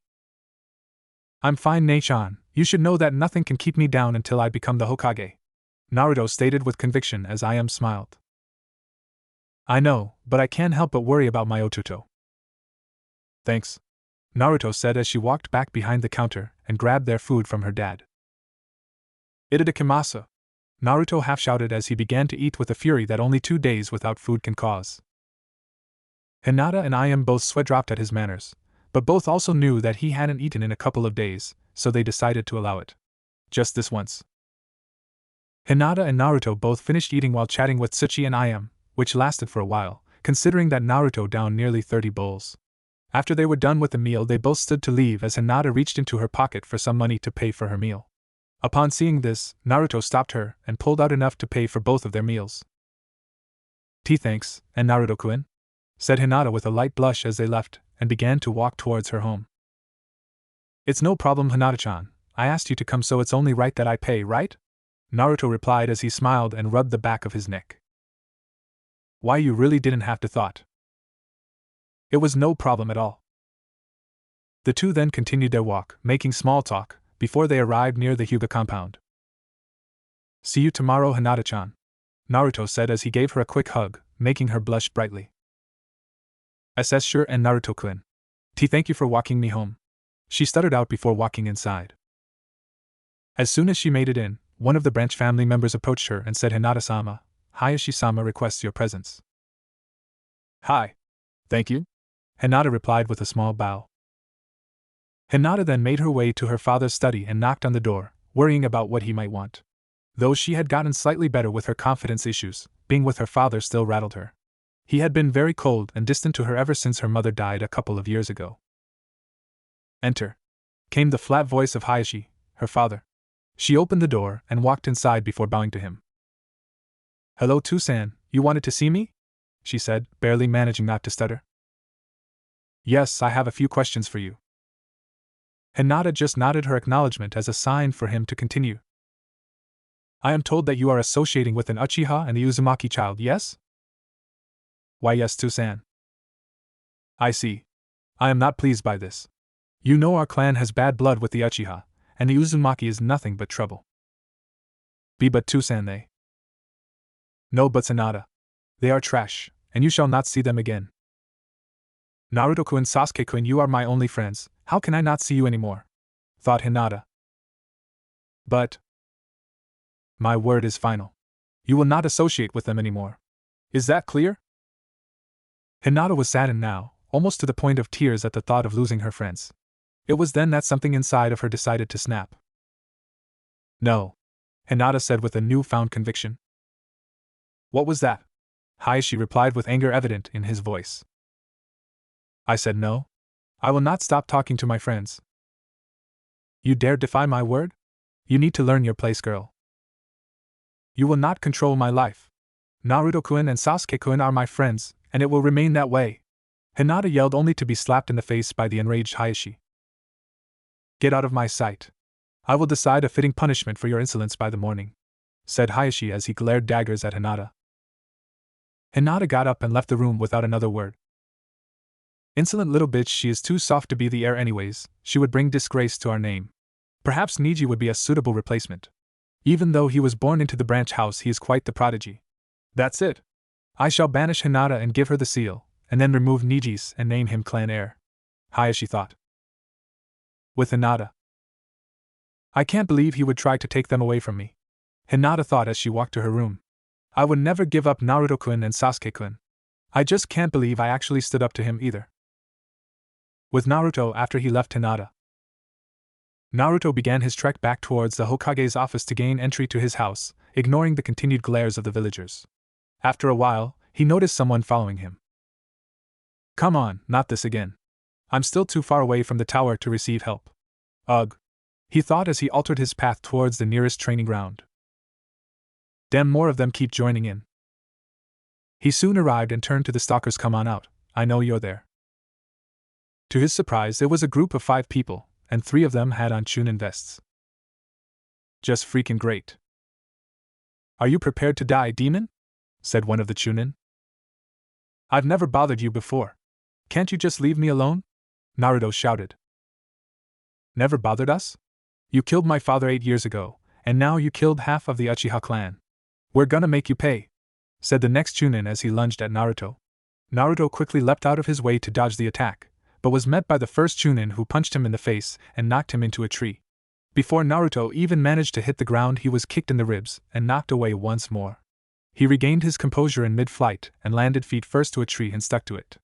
It was then that he remembered having his Sharingan, so he activated it to see if it would give him an edge. Once he activated his eyes, it was like the difference between night and day.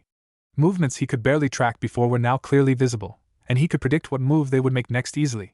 The next one to attack appeared to be a genin in his mid-teens. He leapt towards Naruto with a kunai, intending to slash his throat.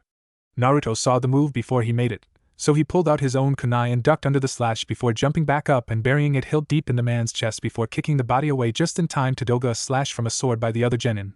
This one was a girl who appeared to be about 14 to 15 years old.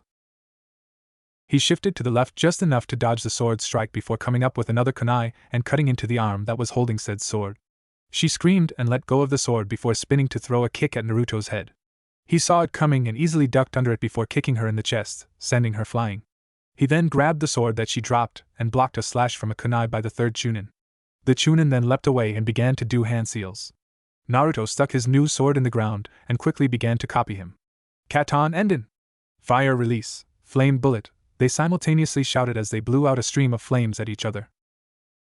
The flames collided and dispersed each other in a cloud of steam. Naruto, with his Sharingan, could easily see through the steam, while the Chunin couldn't. Naruto grabbed the sword out of the ground and formed a shadow clone, before the clone leapt through the smoke and engaged the Chunin. It didn't take long for the Chunin to land a hit on the clone and dispel it. Shadow clone? Was his last thought as his head left his shoulders and rolled across the ground. Naruto then stopped to look around to find the other 2 attackers. Just as he found one of the Chunin running towards him with a kunai, he heard a new voice say Katon, Gokaku no Jutsu. Fire release, Grand Fireball, before a massive stream of fire swept across the ground in front of him and turned the attacking Chunin to ash before turning and incinerating the girl that he knocked out previously. Sorry it took me so long to get here, Naruto-kun. You can take it easy now, good job so far, said the mysterious voice that belonged to an ANBU in a weasel mask. Weasel then threw out several shuriken before going through hand seals so fast that Naruto couldn't even follow with his Sharingan. Katon, Hozenka no Jutsu, he said as he blew out several balls of fire that enveloped the shuriken before they all flew at the last remaining combatant, slicing and burning him beyond recognition. Who are you? Asked Naruto, awed by the man's performance. As of right now, my name is Weasel. You may call me Itachi though, Naruto-kun, said Itachi as he removed his mask. You're Sasuke's brother, right? Naruto asked. That is correct, Naruto-kun. I'm sorry about your clan, Itachi-kun. You don't know the half of it. Wait, did he call me Itachi-kun? Thank you for your condolences. And kun? Well, you called me Naruto-kun. Do you mind if I call you Itachi-kun? No, feel free. Thank you, Naruto replied with a smile. Well, Naruto-kun, we should report into the Hokage. Right, Naruto said as Itachi put a hand on his shoulder and shunshined them to Hiruzen's office. Itachi-kun, Naruto-kun, what brings you two here? Said Hiruzen as he stuffed some tobacco into his pipe and lit it up. Naruto-kun was attacked by a few shinobi, Itachi said plainly. Hiruzen's eyes lit up a bit in worry at that as he said, I see. What happened? Well, I was walking home after I dropped Hinata-chan off at the Hyuga compound, when I noticed I was being followed. I then led them to the nearest training field in case they caused any trouble. After we got there, they called me a demon and blamed me for killing the Uchiha, before attacking me. I managed to take out two of them and incapacitate a third before Itachi-kun arrived and swiftly dealt with the remaining two. I see, fools. You did good to defend yourself until Itachi could arrive, Naruto-kun. And thank you, Itachi-kun, for arriving swiftly to help. It is no problem, Hokage-sama. It is the least I could do. Without Naruto-kun, I would have likely died by the root. Speaking of which, what is root? Naruto asked. They are a special group of ANBU that are led by Danzo. They typically work in the shadows and stay out of the public eye, Hiruzen explained. Why would they attack the Uchiha? We aren't sure, but we think they may have just cracked under the stress. Hiruzen lied expertly. Oh, I see. Anyways, Naruto-kun, are you okay? Yeah, Gigi, I'm fine. They barely touched me because of the Sharingan. I didn't figure he would be able to use it so quickly. Good job, Naruto-kun. I see. Well, if you are okay, then you can go on home, said Hiruzen as Naruto walked over to the wall and did some hand seals before the wall opened up and walked in and disappeared. So Itachi-kun, what did you think of Naruto-kun's performance? He is good for his age, that is for sure, but he needs to be better. I was actually thinking about training him and my Otoro for a while and having them join the NBU, if that is okay with you. Actually, I was going to suggest something along those lines myself. Being in ANBU would prevent this from happening, as well as make them both strong shinobi. Yeah, I shall begin as soon as Sasuke-kun is cleared then. Okay then, I'll assign this to you as a long-term mission, that way you won't be interrupted unless absolutely necessary. Thank you, Hokage-sama. Thank you as well. You may be dismissed. The next day, Naruto woke up as normal, and began his normal morning routine before leaving home on his way to see Sasuke, and then go to school. Morning, Gigi, Naruto said as he appeared in the Hokage's office. Good morning, Naruto-kun. How do you feel? Hiruzen asked, concerned that Naruto was once again forced to kill more people the night before. I'm okay, Gigi. I'm just headed to see Sasuke and then to school. Actually, Hiruzen began as he looked over the young blonde. How would you like to be trained by Itachi alongside Sasuke instead of attending the academy? Really? I would like that, but I would miss seeing Hinata-chan.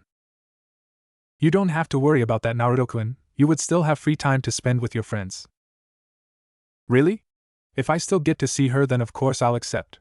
Itachi is really strong, so he'd make sure I'm good enough to take your spot in no time, Naruto replied with a smile. He is a very talented shinobi, and the best candidate to teach you now that you have the Sharingan. You can go on and visit Sasuke now, and come back here to meet Itachi when you're done. Okay. Thanks, Gigi, said Naruto as he left the room with a smile on his face.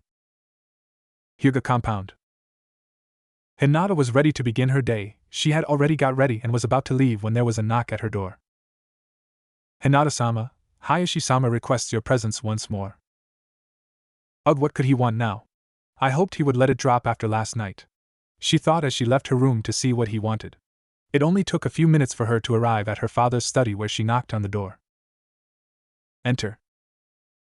She opened the door and walked in to stand in front of his desk. You wanted to see me?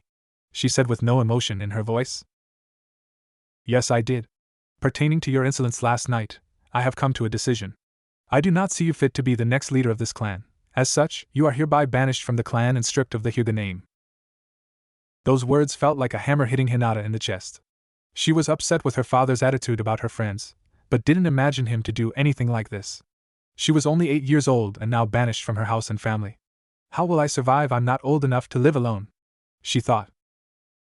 And furthermore, once you return from the academy today, you will be given the seal before taking your things and leaving. She was now almost in shock at the news of receiving the seal. She was almost in tears, so she simply nodded her head before turning and leaving. She began walking through the village towards the hospital to visit Sasuke, pondering her father's words and fighting back the tears that threatened to fall. A few minutes later, at the hospital. Naruto had just arrived at the hospital to see that Sasuke was still asleep. He didn't want to disturb him, so he only sat there for a few minutes before standing to leave. When he made it to the door, however, he almost bumped into Hinata, who had a distant look on her face and wasn't paying attention to where she was going. "Oh hey Hinata-chan, sorry about that," he said as he backed up to let her in the room. She didn't reply to him though, as she just walked in and sat down in a chair near Sasuke's bed. "Hinata-chan?" Naruto said again, to no reply. He then walked over closer to her and looked at her better, noticing that she was blankly staring at the wall, with tears obviously threatening to fall at any minute. "Hinata-chan, are you okay?" he said softly, only inches from her face. It was then that she snapped back to reality and glommed onto him as the dams behind her eyes broke. She sobbed into his shoulder for several minutes before she finally settled down and started to speak. "And Naruto-kun, sniff, I'm sorry, but my father Sniff disowned me and banished me from the clan this morning. Sniff, then he told me Sniff that I was going to get the seal." She managed to choke out before she started crying again. "What's going on?" came a new voice that startled both Naruto and Hinata. "Oh Sasuke, you're finally awake, good," Naruto said as he held on to Hinata. "She said that her dad disowned her this morning." "Icy bastard," Sasuke growled as his one Tomo Sharingan subconsciously activated. It's okay, Sasuke-kun, don't be angry for me," Hinata managed to say. Sasuke then calmed down, but his Sharingan remained active as he tried to sit up in bed. "You feel better now, princess?" Naruto asked Sasuke with a chuckle, which earned him a Sharingan-enhanced glare. "Well, it looks like you finally woke up your Sharingan," Naruto said, now with genuine praise. "Really?" Sasuke said as he saw his reflection on a window. "Cool, but speaking of eyes and the such, weren't your eyes blue?" Naruto's face then turned to a saddened expression. "Yeah, I got his in both of my eyes during the fight though, so Itachi gave me a set of Sharingan eyes from one of the ones who didn't make it." "Oh, I see. Can you use the Sharingan?" Sasuke asked. Naruto replied by activating his 3 Tomo and having them spin around slowly. "Cool, but it won't help you any, I'm still gonna beat you," Sasuke replied with a smirk. "I doubt it, loser," Naruto said with his own smirk. "But get dressed, we need to go see Gigi." "Okay, give me a minute," Sasuke replied as Naruto led Hinata out of the room. A few minutes later the three left the hospital and made their way to the Hokage Tower and into Hiruzen's office. "Hey Gigi," Naruto said as they walked inside. "Hello everyone. I'm glad to see you up again now, Sasuke," replied Hiruzen. "Thank you, Hokage-sama." "And what is wrong with Hinata?" Hiruzen asked, which caused Naruto's face to turn serious. "She said that her father banished her from the clan and told her she was getting sealed later today, though that's all I know," Naruto replied. "Hinata, would you mind telling me what happened, please?" Hinata then proceeded to explain what happened the previous night and the morning. It angered everyone in the room that Hiashi would kick her out, as well as the personal insults to Naruto and Sasuke. While it pissed Hiruzen off highly that someone would do that to their own daughter, he knew there was nothing he could do, as it was a clan matter. "Well, I am not happy about it, but it's not my place to interfere in clan affairs. I'm sorry," he said as he hung his head in defeat. Now everyone thought Naruto wasn't very smart, he was actually very intelligent. He just chose not to use that knowledge in school. That being said, Naruto picked up on something that everyone else missed. "Hinata-chan, can you repeat that again, please?" he said, earning a confused look from Hiruzen and Sasuke as Hinata began to retell the story. "I see," Naruto said as he pondered over what Hinata just said. "What are you getting at, Naruto-kun?" Hiruzen asked, still confused. "Hinata-chan, this is very important. Did you tell the story in the exact order that it happened?" Naruto said. "Yes, it is," Hinata replied. "So just to be sure, he banished you from the clan and then said you would get the seal?" "Yes," Hinata said, not seeing where he was going with this. Hiruzen, however, finally picked up on it. His face lit up in surprise as he realized what Naruto was saying. Naruto just smiled when he saw that Hiruzen now understood. If you are now banished and therefore no longer a Hyuga, then it is no longer a clan issue, but an issue with one of our Hokage's future shinobi. Both Hinata and Sasuke now realized what he was saying. Hinata's face lit up as she realized she was safe, while Sasuke let out a small chuckle. Naruto could be a dumbass at times, but he was truly a genius when it mattered. Naruto-kun, you are right. If she is already disowned, then Hayashi-san has no right to touch her. Doing so would amount to assaulting a citizen, which is illegal. Hiruzen said with a smile, partly because Hinata was now safe, and partly because Naruto had shown his brighter side with his comment. Thank you so much, Naruto-kun, Hinata shouted as she glommed him again. You're welcome, Hinata-chan, Naruto said with a smile as he hugged her back. Sorry to interrupt, but there is still the issue of what will happen to Hinata. Though she is free from the seal, she is still banished from the clan and has nowhere to go, Hiruzen said with a serious tone. Oh yeah, said Naruto in a more somber expression. Hinata also sulked up once more after thinking about that. The room stayed in silence for a moment before Naruto perked up and spoke again. Hey Gigi, I've got plenty of extra rooms in my house, she could stay with me? Naruto-kun wants me to live with him? Hinata thought as she got a little lightheaded. Hinata, what do you think of this? Hiruzen asked with a small smirk at her expense.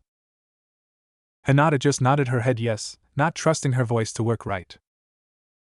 Okay then, that sounds like a plan, Hiruzen said. Hinata, you can go on to the academy now. Report here once you leave, please. Thank you, Hokage-sama, she said with a deep bow before walking out the door. It was then that Itachi chose to appear in the room with the trio. Hokage-sama, Sasuke-kun, Naruto-kun, he said with a small bow to the Hokage. Hello Itachi, how are you? Replied Hiruzen. Fine, thank you, Itachi said as he turned to Naruto and Sasuke. Now then, Sasuke-kun, do you want to receive training from me instead of attending the academy? Of course, Aniki, Sasuke said happily. He respected his big brother more than anyone else in the world and loved training under him. Okay then, are you ready to begin? Yeah. Naruto-kun? Me too. Okay then, meet me at the Uchiha training field in 1 hour please. Okay, chorused the boys as they ran home to get ready. So, Hokage-sama, how do you believe Hayashi-san will take the news? Itachi said once the boys were gone. I doubt he will be very happy about it. I intend to personally escort Hinata-san to retrieve her personal belongings this afternoon. I see. Shall myself and my new team come as well? If you wish. Though I know it isn't right, I would like for you all to be there, so that it makes it worse when Hayashi learns that Naruto picked apart his plan, Hiruzen said with a chuckle. Surprisingly, the ever-stoic Itachi also laughed, and twice in 1 week at that. Okay then, if I may, I'll take my leave now to prepare for the boys' lesson. Dismissed, Hiruzen said as Itachi disappeared in a flock of ravens. 45 minutes later, Uchiha training grounds. Okay, I want you two to know that this training will not be easy. I intend to have you both enrolled in A and BU by the time you turn 10. Do you understand? Itachi said to the two boys standing in front of him. Yes, Itachi-sensei, they both said at once. Good. Now for today's first lesson, I will be teaching you both the Shunshin. Normally the technique is reserved for Chunin level shinobi, but it is infinitely helpful, so you will learn it today. Both of you activate your Sharingan, Itachi said as both boys did so. Itachi then slowly gathered the chakra to perform a Shunshin to the other side of the field and back. Did you see how I did that? He asked as both of them nodded. Now you try. Naruto and Sasuke then formed the ram sign to assist in the chakra gathering before both disappeared from their spots. 20 feet from their previous location, there was a hollow thunk and both boys were seen lying on the ground holding their heads. You must concentrate on the destination to control the travel. Without good focus, this will happen again. Try again. Both boys once more stood up and formed the ram sign before disappearing and reappearing about 20 feet away again. Okay, good. Now I want you both to stop here, Itachi said as he threw two kunai about 6 feet apart and 50 feet away from the boys. They once again made the ram sign and disappeared. Naruto appeared about 30 feet in front of him, while Sasuke made it only 25 feet. Both growled in frustration before Itachi spoke up. Move back to 50 feet and try again until you can do it. They proceeded for the next 2 hours, going back and forth, until finally they could both land on the target from 50 feet. Good job, now shall we break for lunch? Itachi said as the three walked towards the house to eat. Once they arrived inside, they saw Mikoto setting the table. Right on time, she said with a smile. Thanks, cousin, said both Itachi and Sasuke. Thank you, Mikoto-san, Naruto said as they all took a spot at the table. You're all welcome, she said in her still happy voice. And Naruto, just call me Mikoto or Bazin, okay? I'm okay, Bazin, Naruto said with a small smile. Itadakimasu, Mikoto said as they all began to eat. Half an hour later. The next lesson will be to follow me while I shunshin. Ready? Said Itachi as they once more stood in the training field. Both boys nodded and Itachi disappeared in a flock of ravens. They both formed the ram sign and did the same, appearing a feet away from him. Too slow. You must learn to do it without the hand seal. Try again, Itachi said as he disappeared again. Neither boy was able to follow him this time though, as it took a while to get the chakra right without the seal. You have 1 hour to learn to shunshin without the seal, Itachi said again as the boys continued trying. Much to Itachi's surprise, it only took them about 30 minutes to figure it out. Okay, back to the lesson. Keep up with me, Itachi said and disappeared. Both boys quickly followed his chakra signature and flickered away to land beside him. Itachi simply disappeared again, so they followed him once more. This continued for about an hour until the boys could keep up with Itachi. Next is to make a distraction when you go. Most people in Konoha use leaves, he said as he disappeared in a swirl of leaves to reappear a few feet away. I prefer to use genjutsu to show ravens flying away, he said as he demonstrated again. For now, just practice with leaves. Yes, sensei, they both said as they began to kick up dust and leaves. Once they had both accomplished a correct shunshin, Itachi stopped them for the day and said to meet back at the Hokage's office at 3 p.m. Hokage's office. At 3 on the dot, Naruto, Itachi, and Sasuke all appeared inside the Hokage's office via shunshin. So you taught them the shunshin today, I see, Hiruzen said to Itachi as they entered. Yeah, they learned quickly. I believe they will both be good shinobi in no time, Itachi said, making Naruto and Sasuke smile. So Gigi, what are we here for? Naruto asked. Hinata has to go home and get her belongings, and I fear that Hayashi-san won't be happy about her not receiving the seal, so we are going to escort her. Oh, okay, then that makes sense, Naruto said. A few minutes later, Hinata arrived and the group left to go get her belongings from the Hyuga compound. Hinata went in to try and get through the episode without problem, but as Murphy's Law states, it didn't happen that way. With Hinata. Hello, Hayashi-san, said Hinata as she walked into her former house. Hinata, Hayashi replied with a glare. Please come with me to receive your seal now. Actually, Hayashi-san, you cannot do that by order of Hokage-sama. You can't fool me, girl. That old fool has no say in any clan affairs. I can do anything I wish to you because you are a Hyuga. It was at this moment that a large vortex of leaves surrounded Hinata, revealing Hiruzen, Itachi, Naruto, and Sasuke, the latter three having their Sharingan activated. You are right, Hyuga-san, this old fool doesn't have a say in any clan-related matters. I do, however, control the fate of all other citizens and shinobi in this village, Hiruzen said with a cold stare towards Hayashi. Yes, and your point? Hayashi said with an annoyed tone. Hinata, as of this morning, is no longer a Hyuga. That being said, I have authority over her, and she will not be given your curse seal. For you to do so would be assault on a civilian of Konoha, which is a crime punishable by imprisonment, Hiruzen replied with a smirk. She is my daughter, and as such I have the final say on what happens to her. Wrong. According to Hinata-san here, you officially disowned and banished her this morning, which makes her no longer a Hyuga, nor your daughter. You will not touch her, Itachi said as the three tomo in his eyes began to spin rapidly while he glared at Hayashi. You have no right to speak her Uchiha. I will do as I please within my clan, Hayashi said as he stepped towards Itachi and activated his Byakugan. The next second found a tanto at Hayashi's throat, courtesy of Itachi. You make one more step and I will paint these walls with your blood, Itachi said barely louder than a whisper. Hayashi wasted no time in deactivating his Byakugan and backing away from Itachi. Now Hyuga-san, Hinata-san is going to retrieve her personal belongings, and you will not speak again, Furthermore, after we leave here, she has a restraining order against you. If you break the restraining order, your life is forfeit. Hiruzen said as Hinata left to get her things. After only a few minutes, Hinata came back out with a backpack full of her things and the group left as Hayashi glared at them. Later that night, after they retrieved her few belongings from her old house, Naruto and Hinata went back to their house to get her settled in. The room she chose was already furnished, so she didn't have to buy furniture or anything. All she had to buy now, besides groceries, she refused to eat instant ramen for every meal, was new clothes, as she left all of her old ones save for the ones she wore at Hayashi's house. Her outfit now, rather than the bulky coat and blue pants she used to wear, was now a lavender tank top shirt over a chainmail t-shirt, and a pair of blue short shorts, with chainmail leggings that stopped just above the knees. She had decided on the outfit after Naruto told her that she shouldn't try to hide herself because she was really pretty. Of course she fainted after hearing that, once again worrying Naruto about her health. Poor oblivious Naruto. Hinata was actually quite nervous about living with her crush, as was to be expected. They were both too young for anything inappropriate, but it still made her feel weird about moving in with him at 8 years old. Naruto, for his part, tried his best to help Hinata settle in and be comfortable, but had little luck in calming her down.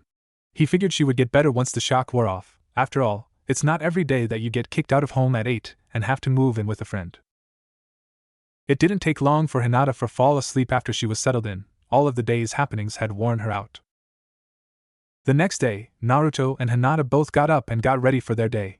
Naruto wished Hinata luck before he left to meet with Itachi. With Team Itachi. Today, I will be working on your taijutsu, shuriken jutsu, and developing Sasuke's Sharingan to the 3-tomo stage, Itachi said to Naruto and Sasuke. Both of you will have your Sharingan active this whole day. Now I'd like to see you two spar, don't hold back. Naruto and Sasuke then turned to face each other and gave a small bow. Begin, said Itachi as the two boys charged at each other. Sasuke quickly pulled out several shuriken and launched them at Naruto, who had no problem in dodging them due to his Sharingan. They continued to run towards each other until they met, and Sasuke launched a series of punches and kicks at Naruto, who again dodged them all. Naruto finally saw an opening in Sasuke's stance and punched him in the chest, knocking him up into the air. Naruto followed through his punch and grabbed Sasuke's shins, spinning and planting him into the ground hard before flipping back into his ready stance. Sasuke didn't stay down long before standing back into his own stance before Itachi spoke. Sasuke, calm down a bit and think about your actions rather than rushing in. Sasuke nodded his head and the boys ran at each other again. Sasuke indeed slowed down his strikes and sent them with more precision, but it did little good as Naruto could see them coming and either block or dodge them. Naruto once more mounted a counterattack and quickly subdued Sasuke once more. Sasuke managed to last a few minutes this time, but with Naruto's superior Sharingan, he made quick work of picking apart Sasuke's guard. Okay, that will be all for now. You have 10 minutes to rest before we move on to Shuriken Jutsu. So the two boys spent the next 10 minutes sitting under a tree and drinking water while they chatted about their training. Once the rest was over, Itachi had them lined up in front of a large log, throwing kunai and shuriken at them. It only took a couple of hours for the boys to both hit nothing but the bullseye. After a short break for lunch, Itachi had the boys spar once more, this time allowing them to use ninjutsu as well. They stood a few feet apart from each other, staring each other down for a moment before Sasuke began doing hand seals. Katan, Hozenka no Jutsu, he said as he fired off several volleyball-sized fireballs at Naruto. Suiton, Suijin Hiki, Naruto shouted as he spat out a wall of water to block the fireballs. They crashed into the wall of water, creating a shroud of steam around the area. Sasuke instantly went on guard, as he couldn't see through the steam. It proved to pay off, as several shuriken flew out of the steam towards him. He quickly pulled out a kunai and knocked them down before spinning and blocking a strike from Naruto, who also had a kunai in his hand. They locked into another taijutsu bout for a moment before Sasuke flew back and launched the kunai he had at Naruto. Naruto ducked under the kunai before throwing his own towards Sasuke. Sasuke easily sidestepped the kunai and was confused when he saw Naruto smirk. The next thing he knew, he felt the cold point of a blade against his neck. How? Sasuke asked in bewilderment. When the stream obscured your vision, I hinged a clone into that kunai. After you dodged it, he changed back and here we are, Naruto said with a smile. Good job for a loser, Sasuke said as he let himself smile as well. Good job both of you. The final thing on today's agenda is for you two to spar against me. Itachi stepped up and said with a rare smirk. Shit! Both boys thought at once as Itachi unleashed a wave of shuriken at them. As intended, the shuriken split the boys apart. Kage Bunshin no Jutsu, said Itachi as a single clone appeared beside him. The real Itachi leapt towards Naruto while the clone shot off towards Sasuke. With Naruto. Damn, I have to get back to Sasuke if we are to last more than 1 minute against him. Naruto screamed in his head as he was forced to jump in the air to dodge another several shuriken. Before he could make it back to the ground, Itachi was upon him, delivering a powerful kick into his chest. Naruto flew backwards into a tree and slumped over onto the ground trying to regain his breath. As soon as he started to stand back up, he was forced to substitute himself with a log to avoid a massive fireball courtesy of Itachi. Once he was out of the way of the fireball, he shunshined himself across the field to Sasuke's position, hoping to defeat the clone and double-team the real Itachi. Unfortunately, as he phased into existence beside Sasuke, he was met with a vicious backhand to the face that rolled him across the field and left him unmoving.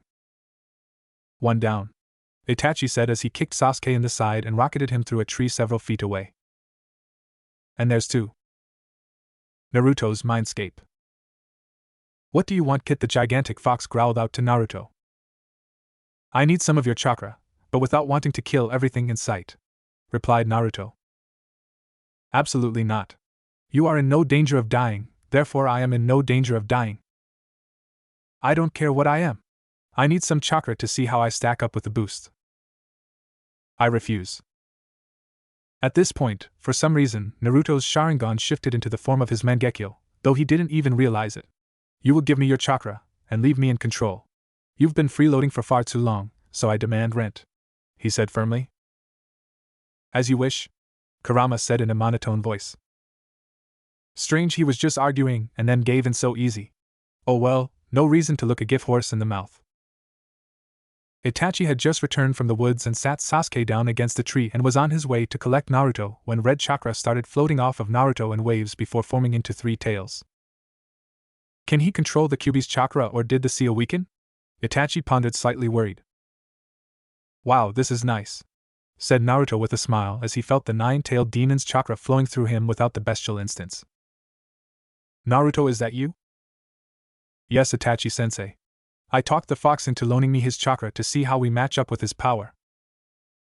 I see. Are you ready then? Said Itachi before they both disappeared in a blur. They clashed towards the middle of the field as Naruto threw a punch at Itachi only to have it blocked. The force of the blow did, however, blow Itachi back several feet. As Itachi was sliding backwards, he began to make hand seals, and much to his surprise, Naruto began to copy them with his Mangekyo Sharingan active. Katan, Gokakyu no Jutsu, Grand Fireball, they both said at the same time before blasting out a massive stream of fire at each other. They clashed in the middle and battled for dominance for a brief moment before Naruto's won and Itachi was forced to substitute himself with a log. Bunshin Daibakaha. Clone Great Explosion, Itachi said as he formed two shadow clones beside him that instantly rushed at Naruto. Naruto simply launched himself towards the shadow clones, intent on clawing through them to dispel them. As soon as he got into range for a strike, he heard one of the clones speak one simple word: boom. Naruto was blown back out of the clearing and through a tree from exploding clones in such close proximity. Itachi wasn't the most feared shinobi in Konoha for no reason. He knew that with the fox's chakra shroud that Naruto wasn't down for the count. It proved to be a smart move, as even though he was prepared, and using his Sharingan, he barely had time to dodge the rocket that was Naruto's fist as the blonde shot out of the woods. Naruto, realizing he missed, tried to stop and turn back for another attack, but he had for too much momentum and continued sliding across the ground backwards before he sucked in a big breath that made his chest swell out. What jutsu could this be that requires no hand seals? Damned fox, Itachi thought as he flashed through a set of hand seals for his own jutsu. Naruto released the breath he had sucked in, and along with it a stream of white flames the size of a school bus, aimed right at Itachi. Itachi finished his seals and gathered all the chakra he could manage before a dragon made of water that rivaled the size of Naruto's flamethrower rose out of the nearby pond and crashed into the flamethrower, covering the entire field in steam. Suiton, Suryudan no Jutsu, Itachi huffed out. He didn't have a very large chakra reserve, and that last technique took a lot out of him. He knew he'd have to finish this quick. He didn't get long to ponder on the issue before he was forced to dodge several Volkswagen-sized fireballs coming through the steam that shrouded the area. It was thick enough that even Itachi couldn't see through it, so he figured Naruto was just firing blindly at him. What to do? I can't keep up this fight with him for long. I hate to use the Mangekyo on him, but I think it may be necessary. I think I've got it. Itachi thought as he continued dodging the fireballs that never seemed to end. Kage Bunshin no Jutsu, Itachi said as a clone appeared beside him and took off at blinding speeds into the steam. Doton, Mogirigaku no Jutsu, Itachi said before disappearing under the ground. The Itachi clone charged straight at the source of the fireballs and threw several shuriken towards Naruto. Naruto let out a chakra-lace roar that knocked the kunai down before launching a red chakra arm towards the clone, catching it before he could move. Naruto grinned since he had just won this match, until the Itachi in his hand poofed away. Before he could react, the real Itachi jumped out of the ground in front of him, and the two made eye contact. Tsukiyomi World. Naruto found himself pinned to a cross as he looked out at the landscape he was in. Everything was made up of black and white, and accented by a blood-red moon. Genjutsu? Naruto thought to himself as he took in the visage. Kai! He said as he tried to pulse his chakra to cancel it, to no avail.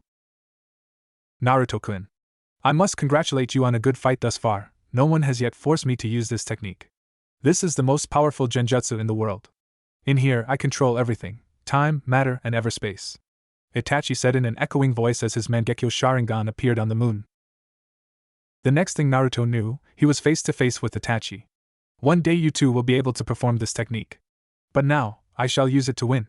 In here, 72 hours will only amount to 1 second in the real world. Now for the next 3 days you will be forced to watch me eat ramen, and you will have none. Haha, Itachi said with an evil laugh. Hey, he just wants to win the match. And maybe have some fun. Not destroy Naruto's brain. No. That is inhumane. Naruto cried out as anime tears began to flow down his cheeks. Itachi then materialized an exact copy of Ichiraku's and sat down. Hey old man. One miso ramen with pork. He yelled out, mimicking Naruto. No please, I can't take this. Naruto yelled as he struggled to break free. Itachi looked at him with an evil smirk before devastating bowl after bowl after bowl of ramen. It was never ending, and in his world, he would never get full. It only took 2 hours of torture before Naruto passed out and slumped over on the cross. Itachi promptly chuckled and ended the genjutsu as the victor. Naruto's mindscape. Be warned, this section contains a highly pissed demon fox that intends to swear. Bunches. Fucking insolent little human. I will fucking kill you if you ever hypnotize me with those goddamned accursed eyes again. Kurama roared with an anger and killing intent that no human had ever witnessed before. Naruto managed to somehow stay conscious, which spoke volumes about his testicular fortitude, but he was shaken to his very core and couldn't manage to make his mouth produce words. Don't just fucking stare at me. Explain yourself before I rip your head off and shit down your neck. The fox continued raging. Gulp, I don't fucking stutter in my presence. At this point Naruto almost lost control of his bladder. I don't know what you mean by hypnotizing you, fox. Bullshit. And don't call me fox, you disrespectful little shit. You will address me as Kurama-sama. How the hell did I hypnotize you? I asked for you chakra and you agreed. The hell I did.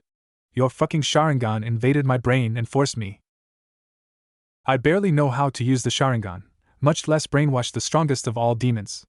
Naruto replied, getting angry at the fox for his false accusations. Damn it, I don't know how you did it, but you hypnotized me. I don't believe you.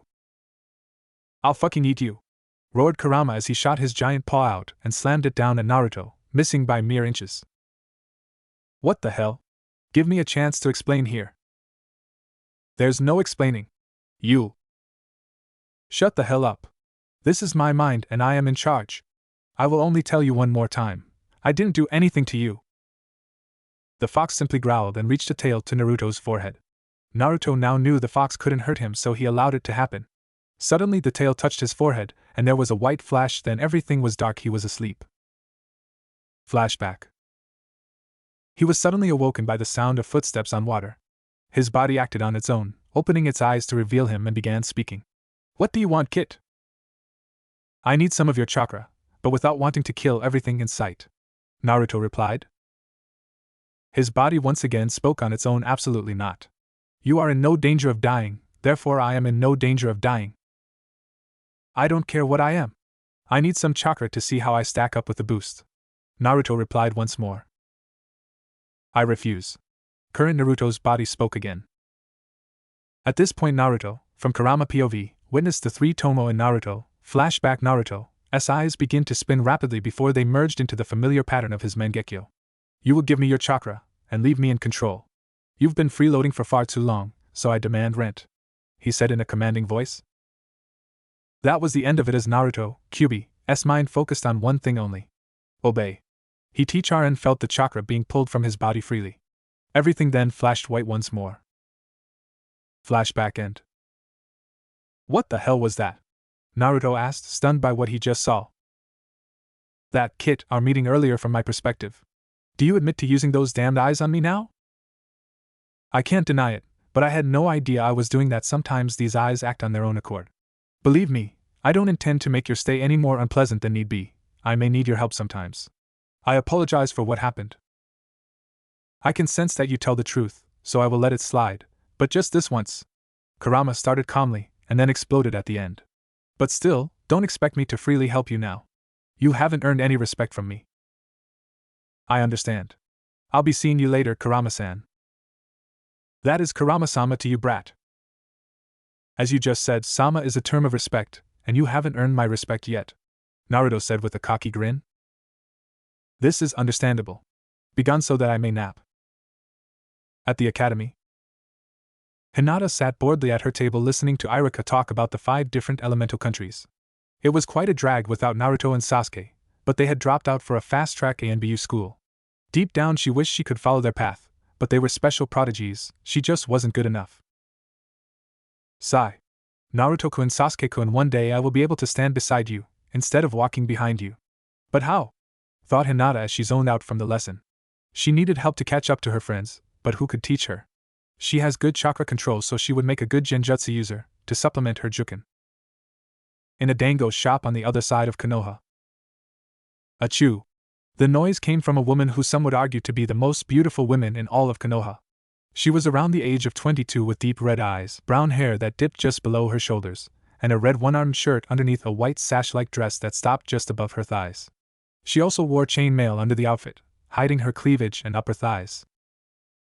Bless you, Nai-chan, came the enthusiastic voice of the woman who was arguably the second most beautiful lady in the village, even if she was hated by a large crowd for reasons beyond her control. She was around 18 years old, and wore a simple chainmail t-shirt and short shorts. She also wore a knee-length trench coat that was open down the middle, leaving little to the imagination. On the lower half she wore an orange miniskirt that, like the trench coat, left little to the imagination. Thanks, Ko-chan, someone must be talking about me, Kurenai said as she rubbed her nose. I wonder if it was a man? Enko replied with mischievous eyes and a large grin. Back with Team Itachi. Itachi was sitting back against a tree, waiting for the injured youth that formed his team to wake up. Naruto was beginning to stir, so he figured that he would be the first to wake, even if he had suffered severe, to him, mental trauma, since he had the fox to heal his issues. Sasuke had just taken a shot to head in their brief fight, so he wouldn't be too far behind Naruto. After about 5 more minutes of waiting, Naruto opened his eyes and looked around to regain his bearings. He then remembered the awful episode that had knocked him out in the first place, and began to scream and sob more anime tears. Naruto-kun, calm down, Itachi said in his normal stoic voice. Naruto kept on crying. Naruto-kun, Itachi spoke up a bit now. Naruto continued to cry. Suetun, Suryudan no Jutsu, Itachi calmly said after doing some hand seals before he spat out a small water dragon that hit Naruto and drenched him. What the hell? Yelled the now soaked Naruto, breaking out of his ramen-induced hysteria. Okay then. You were spazzing over my genjutsu earlier. Naruto's eyes widened again at the thought. Oh god, that was terrible, Itachi-sensei, you are a sadist, I swear. Itachi couldn't help but chuckle at that. It seemed that he was feeling happy a lot more than normal here lately for some reason. I was running out of chakra facing off against you with the Kyuubi, so I had to end the fight fast. By the way, how did you manage to use its chakra so well? I subconsciously hypnotized it with the Mangekyo. Is there any way you can teach me more about the Mangekyo, because I didn't even know I had used it until I talked to him again. I will work on that soon. We have much to cover over the next couple of years, so I will work it in, replied Itachi as Sasuke began to stir. Welcome back, Sasuke-kun, Itachi said to his little brother as he started to look around. Ow. I assume we lost the spar, said Sasuke with a chuckle. Oh yeah. Bad. Naruto replied as he let out his own chuckle. With Hinata, Iruka finally decided to end his discussion and dismiss the class for the day, and Hinata was happy to finally get home. She hoped Naruto was done training for the day and was already at home waiting. Naruto-kun waiting on me at our home, she thought with a blush and a smile. On the way home, she decided to stop at a dango shop to pick up some dinner for Naruto and herself, since she forbid Naruto from having ramen every meal. Once she walked in, she saw two beautiful young ladies sitting at the table over in the corner. They looked familiar somehow, but she couldn't recognize them off the top of her head. The old Hinata would have shied away, but with her newfound confidence, she approached them. "Hello there. Sorry that I don't know your names, but I feel as if I recognize you somehow," she said as she walked up to the two women in the corner. It was Anko who chose to reply. "I don't recall ever seeing you before, Gaki. Judging by those eyes of yours, you're a Hyuga, so I don't figure that your mighty clan would have ever paid me any mind." "Ko-chan. Be nice to her," Kurenai replied. Now she was never fond of the Hyuga before, due to their attitude, and when she heard that the clan head had disowned his own daughter, it drove the nail in the coffin. "Actually, I am Hinata Namikaze now. I was disowned from the Hyuga clan," replied the white-eyed youth. "Namikaze? As in the Yondaime Namikaze?" Kurenai asked. She, like all teenage girls at the time, had a crush on Minato during his life. "Yes. His son, Naruto, took me in since he had plenty of rooms to spare in the Namikaze estate." "Aren't you a bit young to be living with your boyfriend?" Anko asked playfully, making Hinata blush a dark shade of red. He's not my boyfriend. Only a friend." "Sounds like you aren't happy about that," Anko continued, her smile getting bigger and more evil every second. "Anko, leave the poor girl alone. I am Karina Yuhi, nice to meet you, Hinata. I'm sorry to hear about your clan." Anko humphed at Kurenai before Hinata decided to reply. "Anyways, I'm sorry I bothered you too. I could have swore that I recognized you from somewhere, but I guess not," she said as she bowed and turned to leave. "Wait a second, Hinata, you are in the Ninja Academy, right?" "Yes." "Since you are, were, a Hyuga, I am sure that you have already extensively studied chakra control, yes?" "Yes, I have very good control, as is standard in the Hyuga." "How would you like to be my apprentice then? I would love to see the power of a Hyuga unrestricted by those laws that prevent you from learning anything but the clan style." Hinata's eyes lit up a bit at hearing that. She had just found her ticket to catch up to Naruto and Sasuke. "That's where I recognize you from. You are the Genjutsu mistress, yes?" Hinata said. "That I am. And this here is my friend Anko Mitarashi, the snake mistress. She will likely help with your training occasionally if you choose to accept. So what do you say about my offer?" "It would be an honor to learn under such prestigious names. I accept." "Good," Kurenai said in a jovial tone with a large smile. "Thank you, Kurenai-sensei," Hinata said with a small bow.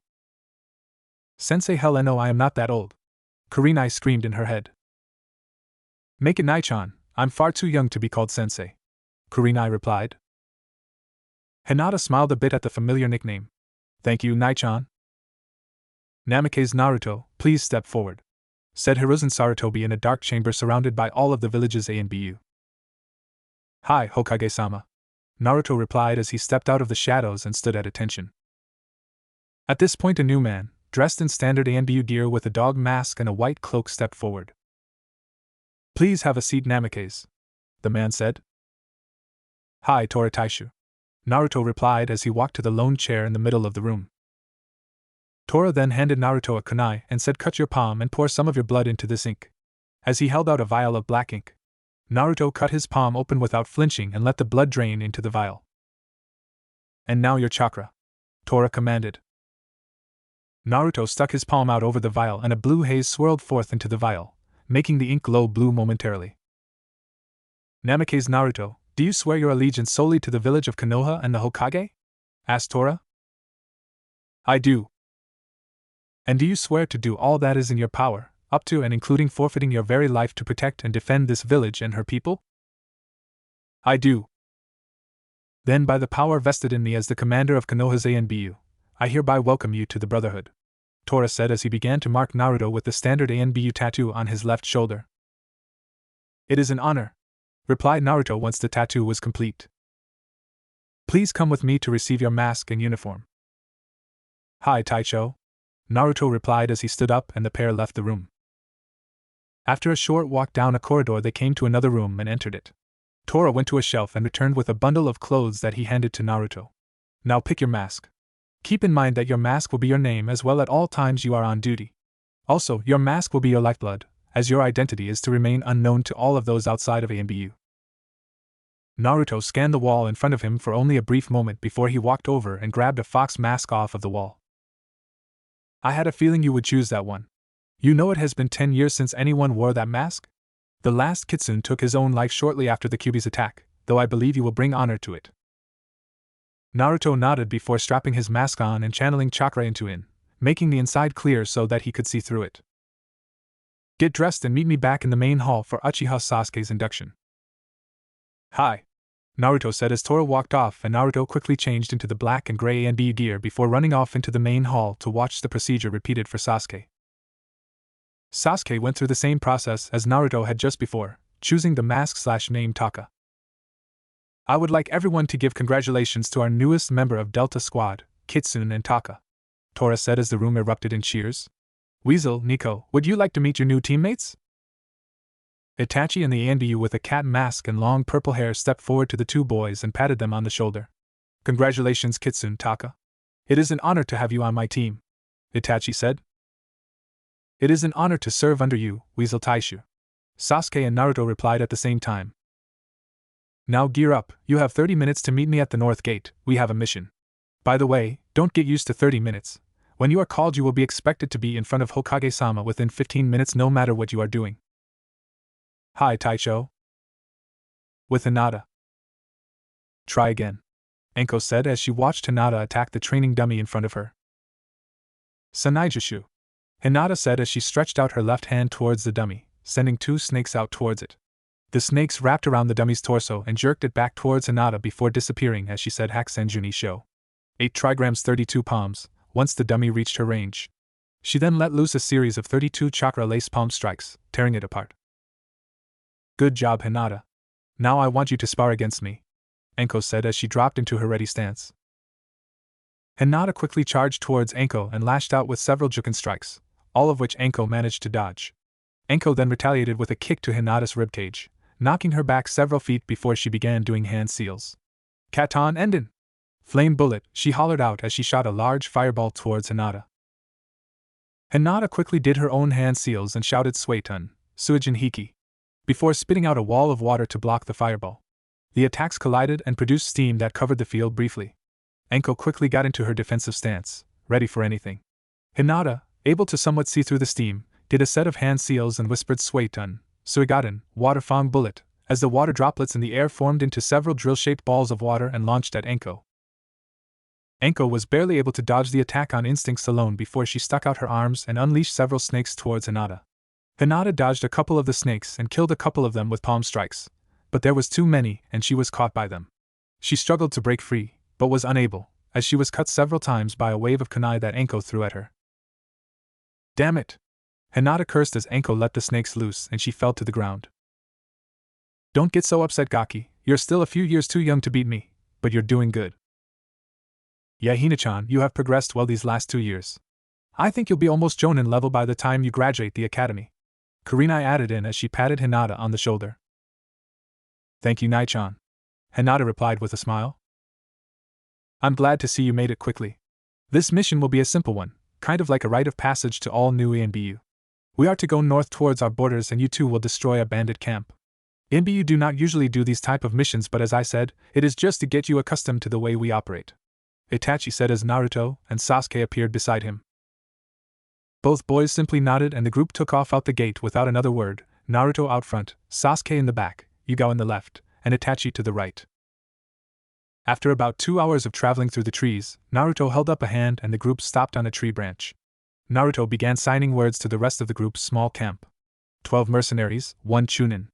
I'll take the leader, Sasuke get bandits. Naruto noticed Sasuke give a nod over his shoulder, and the two then disappeared from the tree in a blur. Sasuke appeared right behind a group of the bandits that were sitting at a campfire eating.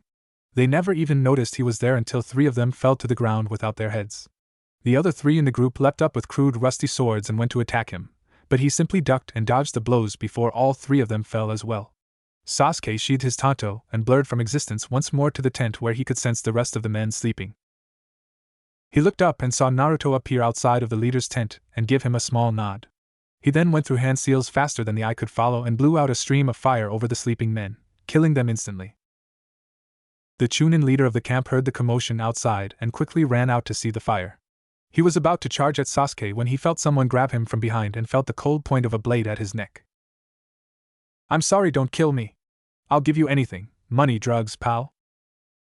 "Pathetic," said Naruto as the man's head rolled to the ground.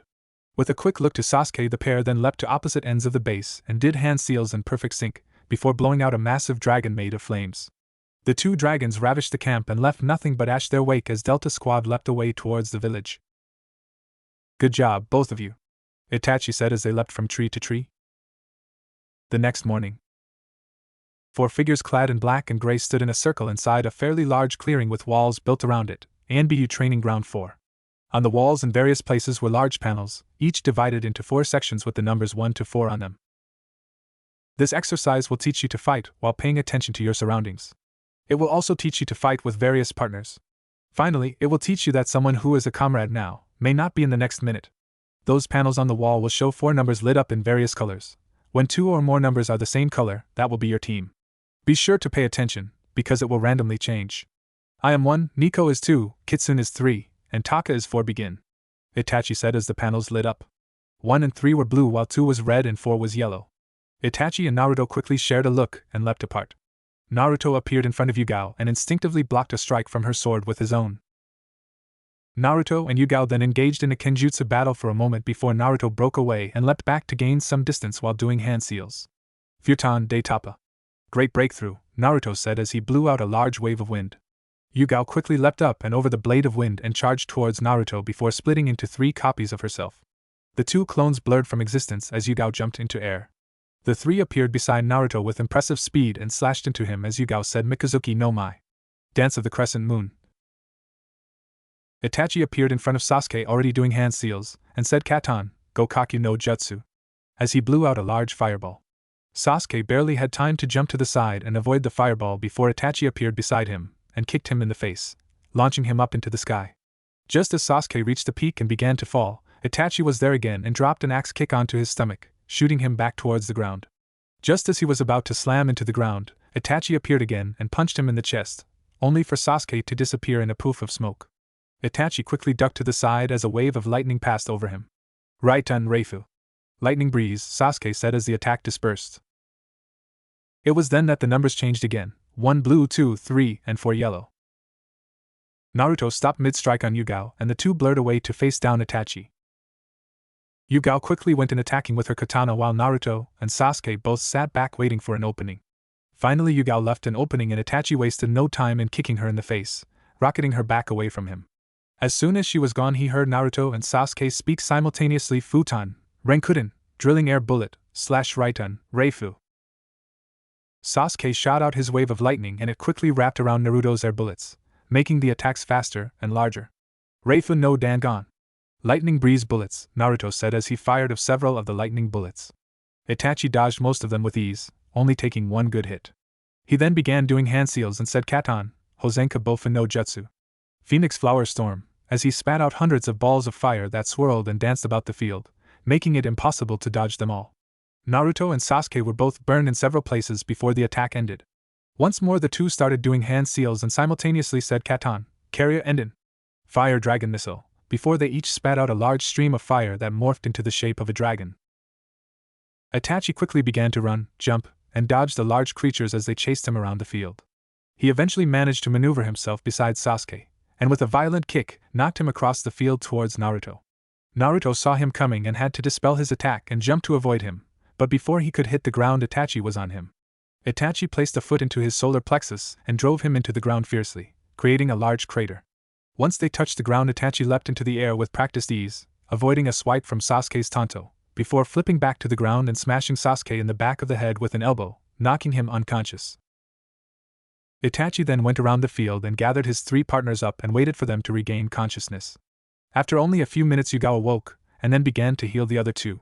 After several minutes, the whole team was conscious once again, and they all went their separate ways. Naruto walked through the door of his house to the smell of delicious food cooking. Damn, I never get over that. This must be what it's like to have a real family, he thought with a small smile. Naruto-kun, you're just in time, came the voice of Hinata. Naruto shunshined from the door of the house straight into the kitchen, with anime tears streaming down his face.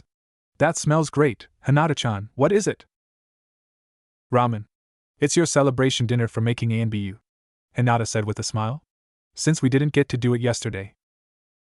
Naruto then wrapped Hinata in a hug, which made her blush, and yelled, thanks Hinata-chan. You're the best friend ever. You earned it, Naruto-kun. It's not every day that someone makes ANBU at 10 years old. Naruto awoke to a familiar sensation of chakra tingling from the ANBU tattoo on his left shoulder. He rolled over and looked at his alarm clock and let out a groan. Ugh. What could be happening at 3 in the morning? He muttered to himself, though he knew after his few months in ANBU that a lot happened at weird hours. He quickly slid out of bed and channeled some chakra to the seal tattoo that was on his forearm, making his ANBU uniform and mask appear in a poof of smoke. In just a few minutes he was dressed and walked out the door of his house to appear in the Hokage's office. In short order, the rest of his team was standing beside him before Hiruzen spoke. I have called you here tonight because the Yamanaka clan heiress has been kidnapped. We are unsure of who the assailants are at the moment, but Delta Squad is our best team, so I trust you to complete the job. Hi, Hokage-sama, it shall be done, Itachi said before him and his team shunshined away. They reappeared at the Yamanaka compound where they were directed north by the ANBU patrol that was investigating the scene. Once more they were gone in a blur. After just a few minutes they picked up on the trail of the group. Shortly after, Itachi signaled for the group to stop. They all noticed that there was a group of 6 people in the clearing in front of them with Ano bound by wire, and they could sense 2 more further ahead. Nico, take the 2 furthest north. I'll get the 3 furthest west. Taka, take the 2 in the center. Kitsune, take out the 1 by the girl and get her out, Itachi said to them in sign language. They all nodded, and then with a flick of the wrist by Itachi, they were gone. Yugao landed down behind the 2 men who had broke apart from group with her katana drawn and in a battle stance. The men sensed her land and instantly turned and dropped into their own stank before one of them spoke up. To what do we owe the pleasure, Konoha-san? The man said sarcastically. Yugao responded by dashing towards them in a blur. The second man jumped back out of the way while the first pulled a kunai and went to deflect her strike. She swung down and the sound of metal hitting metal was heard only briefly before the man fell to the ground dead, and she said Mikazuki no Mai. She then stuck her sword in the ground and did a set of hand seals before leaping towards the second man. He dropped to a defensive stance with a kunai, but was shocked when she seemingly disappeared. He went to make a ram seal to dispel a genjutsu, but found that he couldn't move his hands. What the hell is this? He said out loud as he noticed that he was trapped to a tree. Megan, Jubaku Satsu, demonic illusion, tree binding death, Yugao said as she slid her upper body out of the trunk of tree and slit the man's throat with her katana. Itachi leapt down into the clearing right between the 3 men that were clustered around their campfire. Before they even knew he was there, one of them slumped to the ground dead, with a kunai sticking out of the base of his skull. The other 2 quickly flung several shuriken and kunai at him, but as soon as they hit he dissolved in a flock of ravens and reformed right behind them. Itachi quickly buried another kunai into one of the men before the other turned around and swung at him with a kunai of his own. Once again Itachi disappeared in a flock of ravens, and reappeared behind the man, with a kunai buried in his brain. Sasuke appeared between the 2 men that were standing and talking away from the main group, and went to stab one of them with a kunai, but was blocked. The man who blocked his kunai threw a punch at Sasuke's face while the other man tried to sweep his feet. In a show of athleticism Sasuke jumped and rolled his body to the side, avoiding both attacks, before he launched his elbow up and into the jaw of the man who punched at him. The force of the blow made the man's head snap back and he stuttered backwards just a bit, but it was all Sasuke needed as he grabbed the man and twisted his body around, putting it in the path of a kunai in the other man's hands. The kunai buried itself to the hilt in the man's chest as Sasuke pushed him off and appeared beside the second man and ended his life with a kunai to the throat. Naruto dropped from the trees beside the man who was holding Ino. Don't worry, honey, I won't be too rough as long as you help me out, he heard the man say. It made his blood boil that the man was thinking of raping a 10-year-old girl. Let her go, you bastard, Naruto growled out to the man. And if I don't? Like a kid like you could hurt me, the man replied with a smirk. It was then that the rest of Naruto's team dropped from the trees and killed his men. His eyes went wide briefly as he realized that he was going to die. He quickly grabbed Ino and held a kunai to her throat. Move and I kill the girl, he said in a last-ditched effort to live. Naruto smirked behind his mask a bit before there was a poof of smoke, and the man was now holding a clone while Naruto held the bound Ino. Naruto's eyes then changed to the form of his Mangekyo as he made eye contact with the man. 2 seconds later the man fell to the ground with his eyes glazed over, after being skinned alive for 3 days straight in the Tsukiyomi world. Naruto then proceeded to seal the man into a scroll and free Ino, before he picked her up bridal style and the group departed from the clearing. A few minutes after they left out, Ino started to stir. "What happened? HHHH. Let me down, you jerk!" she yelled as she started to beat Naruto. "Ino-san," said Naruto before the screams drowned it out. "Oh. Ino-san, would you?" "Oh. Ino. Calm down. You kidnapped me and you expect me to calm down?" "Actually, he rescued you," Sasuke added. "Is that Sasuke-kun?" "Shit," Sasuke thought as he looked to Itachi for help. Itachi simply nodded his head and turned his eyes to Naruto too. "Yeah, it's me. Naruto is the one who saved you though," Sasuke said as he removed his mask. "Naruto? The dead last Naruto?" Naruto then pulled his mask off and let Ino see him while she was still in his arms. "No, it's the sexy Naruto," Ino thought with a small blush. "No, Kitsune Naruto, NBU operative, though no one else is to know that," Naruto said while she made googly eyes back and forth between him and Sasuke. "Why, you guys are an NBU? Why, we are the same age," and Ino said. "Yes, but like I said, that is a secret," Naruto said. "We only revealed ourselves because you recognized my voice," Sasuke added. "Oh, I'm sorry about that." "No worries. Just don't tell anyone, and I mean anyone else. Not even Sakura." "How did?" "We have to know all the shinobi and shinobi to be in this village," Naruto said. Ino picked this random moment to notice that she was still being carried by Naruto, and blushed rather heavily. Naruto-kun, could you put me down? Damn, did I just call him Naruto-kun?" "Sure thing," said Naruto as he lowered her to her feet. "She just called me Naruto-kun just great," he thought with a mental scowl. Things went pretty silent after that. Naruto and Sasuke put their masks back on and dropped Ino off at her father's house, before going to the Hokage's office to report. "Hello, Hokage-sama," said Itachi as he and his team appeared in front of Hiruzen's desk. "Delta Squad, I'm sure you have a good report, yes?" "Yes. The threat has been eliminated. They appeared to be just a group of missing nin. We brought back the leader for interrogation." "And the girl?" "She has been returned, and possibly betrothed," said Itachi with a chuckle. "How so?" "She figured out the identity of 2 of our operatives, and I think the fell for Kitsune." At that, the aged Hokage couldn't help but laugh. Naruto-kun sure does have a way with people. Naruto couldn't help but blush a bit, which was seen by everyone since they had removed their masks to report. "It's okay, Naruto-kun, you are a nice young man, it will happen. Your father had this problem too," Hiruzen said. "Humph," Naruto pouted. "Anyways, thank you all for resolving this issue so quickly, you may be dismissed," Hiruzen said as everyone but Naruto left via Shunshin. "Good night, Loverba," Hiruzen said with a chuckle.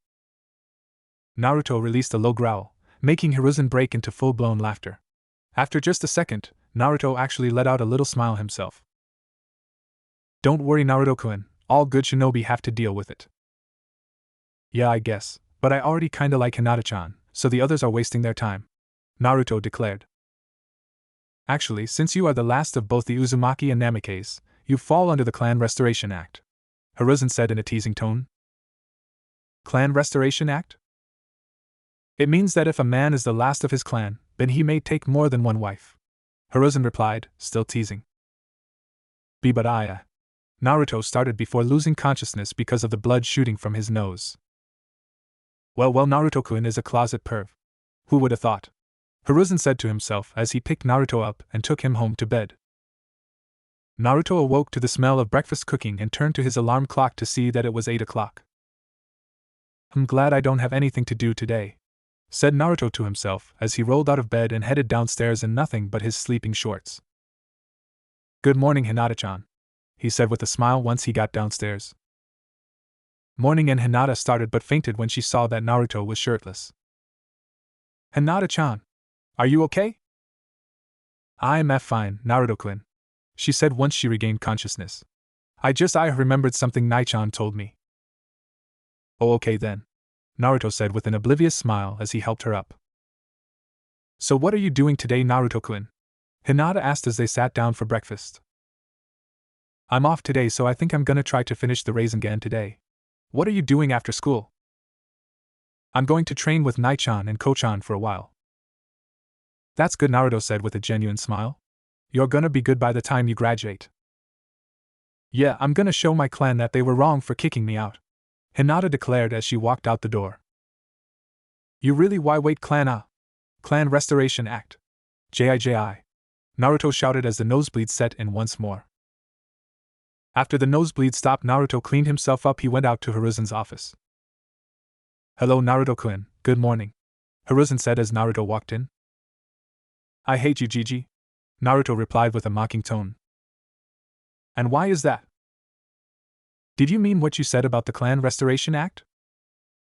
Oh ho ho, has Naruto-kun decided to have several wives? Hiruzen said with a lecherous grin. No. God, this village was made by perverts, Naruto replied with a blush on his face. It's okay, Naruto-kun, we all have a little pervert in us. And the CRA is legitimate. It is made to be sure that our powerful clans and Kekai Genkai don't die out. But I don't have a Kekai Genkai, Gigi. Well, you do have the Sharingan. We don't know if the implanted eye spliced into your DNA enough to reproduce or not. You also have the Rasengan and the Hiraishin, two of the most powerful techniques in Konoha. Well. Humph. Don't worry, no one will force you into anything, you should only marry out of love. The CRA just means you can love more than one girl, not that you have two. Oh, okay, then that'll be fine. I don't think I'll be able to love but one girl though. We'll see in time, Hiruzen replied, still with his lecherous grin. I'm going to the store to get some rubber balls to practice my Rasengan. Do you need anything, Gigi? No, but thank you, Naruto-kun, Hiruzen said as Naruto left through the door. As soon as Naruto was out the door, a new voice came through the window. Hey old man, how's it going? Hello Jiraiya-kun, what brings you around? Just dropping in. I see that the Gaki is doing well for himself. Yes, he is. He's already an ANBU and quite skilled, though it wouldn't hurt for you to stick around for a while and help him out. He just went into town to buy supplies to learn the Rasengan. I can swing that. It would be almost impossible to learn the Rasengan on his own. Actually, he is already on the final step now. He is quite the shinobi, and a fast learner too. I'm glad Itachi took him in and trained him a couple of years ago. Itachi Uchiha? Yes, Itachi trained Naruto-kun and Sasuke for the last 2 years. I see. I suppose I can stick around and help the Gaki a bit. Jiraiya and Hiruzen sat there catching up for a while before Naruto came back in the door with a sealing scroll in hand and an unlit cigarette hanging out of his mouth. Hey Gigi. Who's your guest? Naruto said as he used a low-power fire jutsu to light his cigarette. When did you start smoking, Naruto-kun? Hiruzen asked. I figured, hey, why not, since I can't get cancer because of the fox. A good point, I suppose. Anyways, this is Jiraiya, my old student. Nice to meet you, Jiraiya-sama, Naruto said with a small bow. Nice to meet you too, Gaki. I'm glad at least one person shows me a bit of respect. Just because he doesn't know you yet, Hiruzen muttered under his breath, though Jiraiya and Naruto both heard it. I hate you, sensei, Jiraiya said with a sweat drop. Anyways, Gaki, how would you like some help with the Rasengan? It would be an honor to learn under one of the Sannin, Naruto said as he dropped his cigarette in Hiruzen's ashtray. I could get used to this kind of respect, Jiraiya said with a large smile. I wouldn't if I were you, Hiruzen muttered again, causing Jiraiya to face fault. Okay, Gaki, meet me at training ground 1 in 15 minutes, said Jiraiya after he got up. How about we just go to my house and use the training field there? No, can do. I gotta be close to the hot springs so I can do research for my books. Books? Ika, the best book in the elemental nations. Naruto just sweat dropped and walked out the door on his way to the training ground. So Gaki, how good are you? Jiraiya asked as he stood across from Naruto. Well, I guess you know I'm ANBU, so that says a lot, doesn't it? It means that you are good, but not Sannin good. Spar with me so that I know your abilities, Naruto dropped to his battle stance and activated his Sharingan as Jiraiya stood still. Aren't you going to get in a stance? Naruto asked. Nah, you won't touch me anyways, there's no need. I'll make you regret that. Gaki, you're 100 years too young to lay a finger on me. Go whenever you're ready.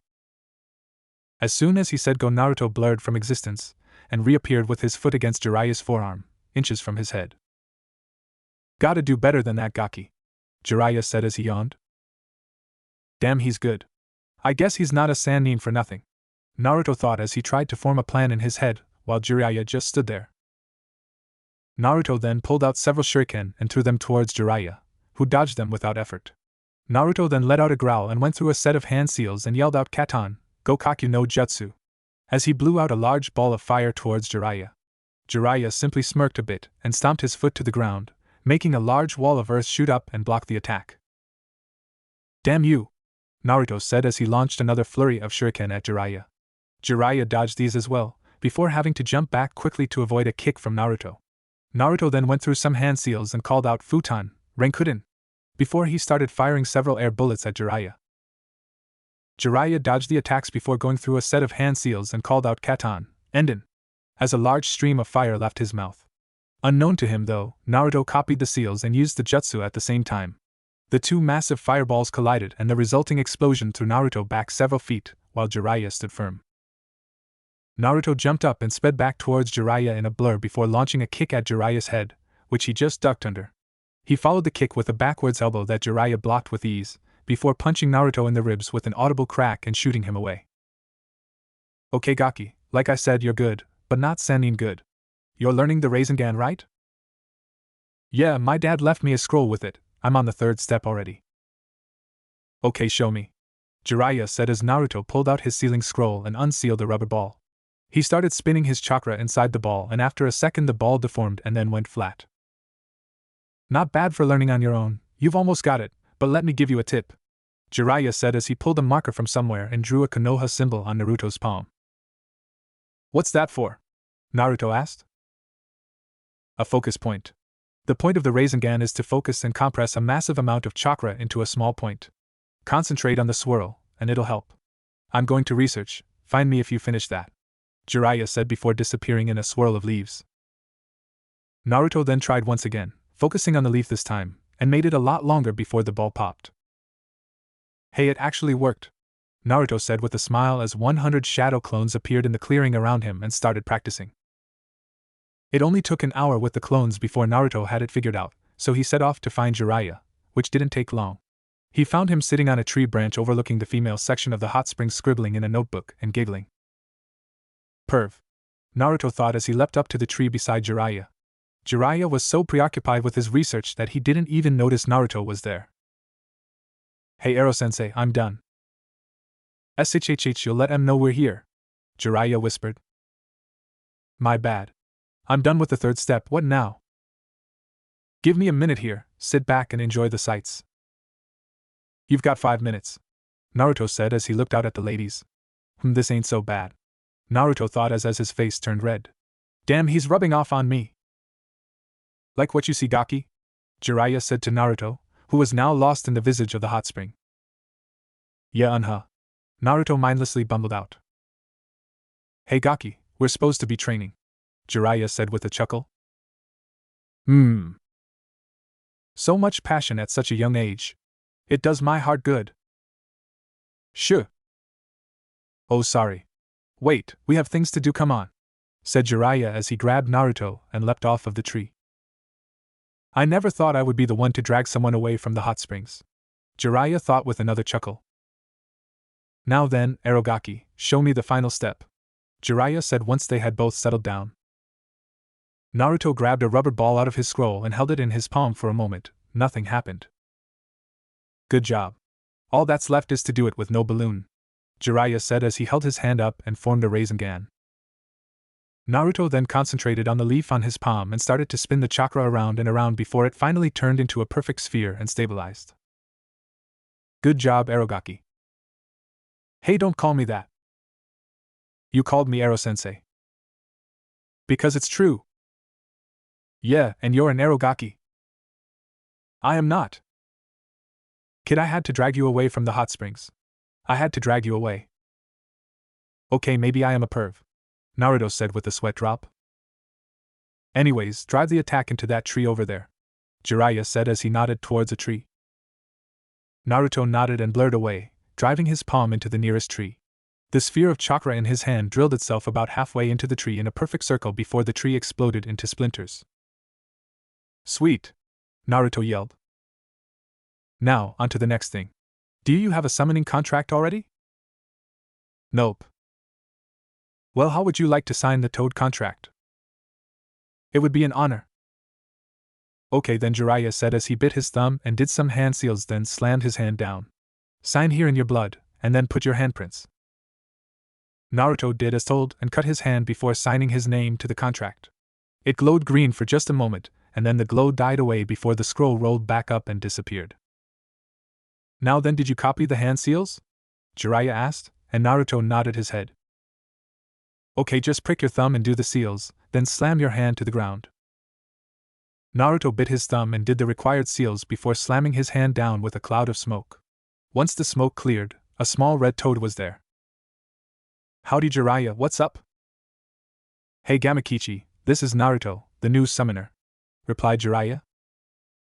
A new guy, Gamakichi said as he hopped around Naruto to get a better look. I think I like him, Gamakichi said after a moment as he leapt onto Naruto's head. Has he met Dad yet? Nope, you're his first summon. Well, I'm honored. What's your name, by the way? Naruto Namikaze. I'm Gamakichi, nice to meet you, Gamakichi said as he stuck his tongue out next to Naruto's hand. Naruto reluctantly grabbed his tongue and shook it. Nice to meet you too. Alright, I hate to interrupt such an emotional scene, but you still need to summon Bunta and meet him. Who's Bunta? Gamma Bunta, he is the Toad boss, and my dad. Okay, how do I decide which Toad I summon? Naruto asked. You'll learn over time, each Toad requires a different amount of chakra. For Bunta, use as much as you can spare. Jiraiya answered, not knowing he just made a big mistake.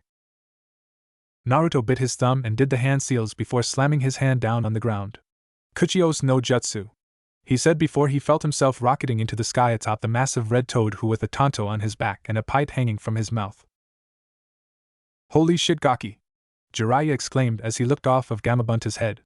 Next to Bunta, there was another two equally toads, a large blue-green toad with a white belly and twin katanas on its back, and a large magenta toad with a shield on his back and a Susumita in his hands. Why did you summon us, Jiraiya? Gamabunta bellowed out. Actually, Bunta, it wasn't me, Jiraiya answered, still in awe at the fact that Naruto summoned the three biggest Battletoads. Don't bullshit me, Jiraiya. Who else could have done it? It was me, Gamabunta-sama, Naruto said, earning a laugh from the massive toad. Good joke, Jiraiya. This is one of the best in ages. But why did you bring Gamakin and Gamahiro as well? It really was Naruto, Dad. He is the new summoner, Gamakichi said. Really now? Well then why should we allow you to summon us? Bunta asked. Bunta, this is Minato's son. He is a fine shinobi already at the age of 10, Jiraiya said. I would appreciate your permission to be your summoner, Bunta-sama, Naruto added in. I like you, kid. I tell you what, hold on to me for just 30 minutes and I will allow it. At this point, Jiraiya grabbed Gamakichi and leapt over to Gamakin's head quickly. What do you hhh?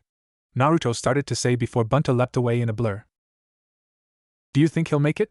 I sure wouldn't, because I'm too clumsy, Gamakin said as Bunta shot off.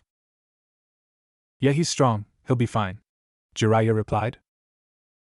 After 30 minutes of the roughest ride he ever experienced, Bunta and Naruto touched back down in the field beside the others, when Naruto promptly jumped off of Bunta and puked. Well done, Gaki, you may summon us anytime you need. Just be prepared to have drinks with us if we are not really needed. Thank you, Bunta-sama. I'll keep that in mind, Naruto said as the three large toads dispelled themselves. Well, that went quicker than I expected. What is your elemental affinity? Futon, Katon, and Raiton, Naruto replied, making Jiraiya face fault. Damn, 3 affinities. Impressive, though I don't have much along those lines to teach you that I bet you don't already know. I know! I'll teach you my Toton Jutsu, transparent escape technique, since you're an aspiring pervert. I'm not a pervert, pouted Naruto. You might as well admit it, Aragaki, said Jiraiya with a chuckle, before he began to teach Naruto the Totan Jutsu. Hiruzen sat at his desk reading his favorite orange book, concealed by a mission report from earlier in the day. All of a sudden, the door to his office swung open. Hiruzen looked up from his book ready to cuss at whoever entered without knocking, but found no one there. Damn cheap faulty hinges interrupting my reading, muttered Hiruzen as he got up to close the door. As soon as he reached the door and shut it, a voice echoed out across the room, please give it to me, Erasure. I long for you to fill me.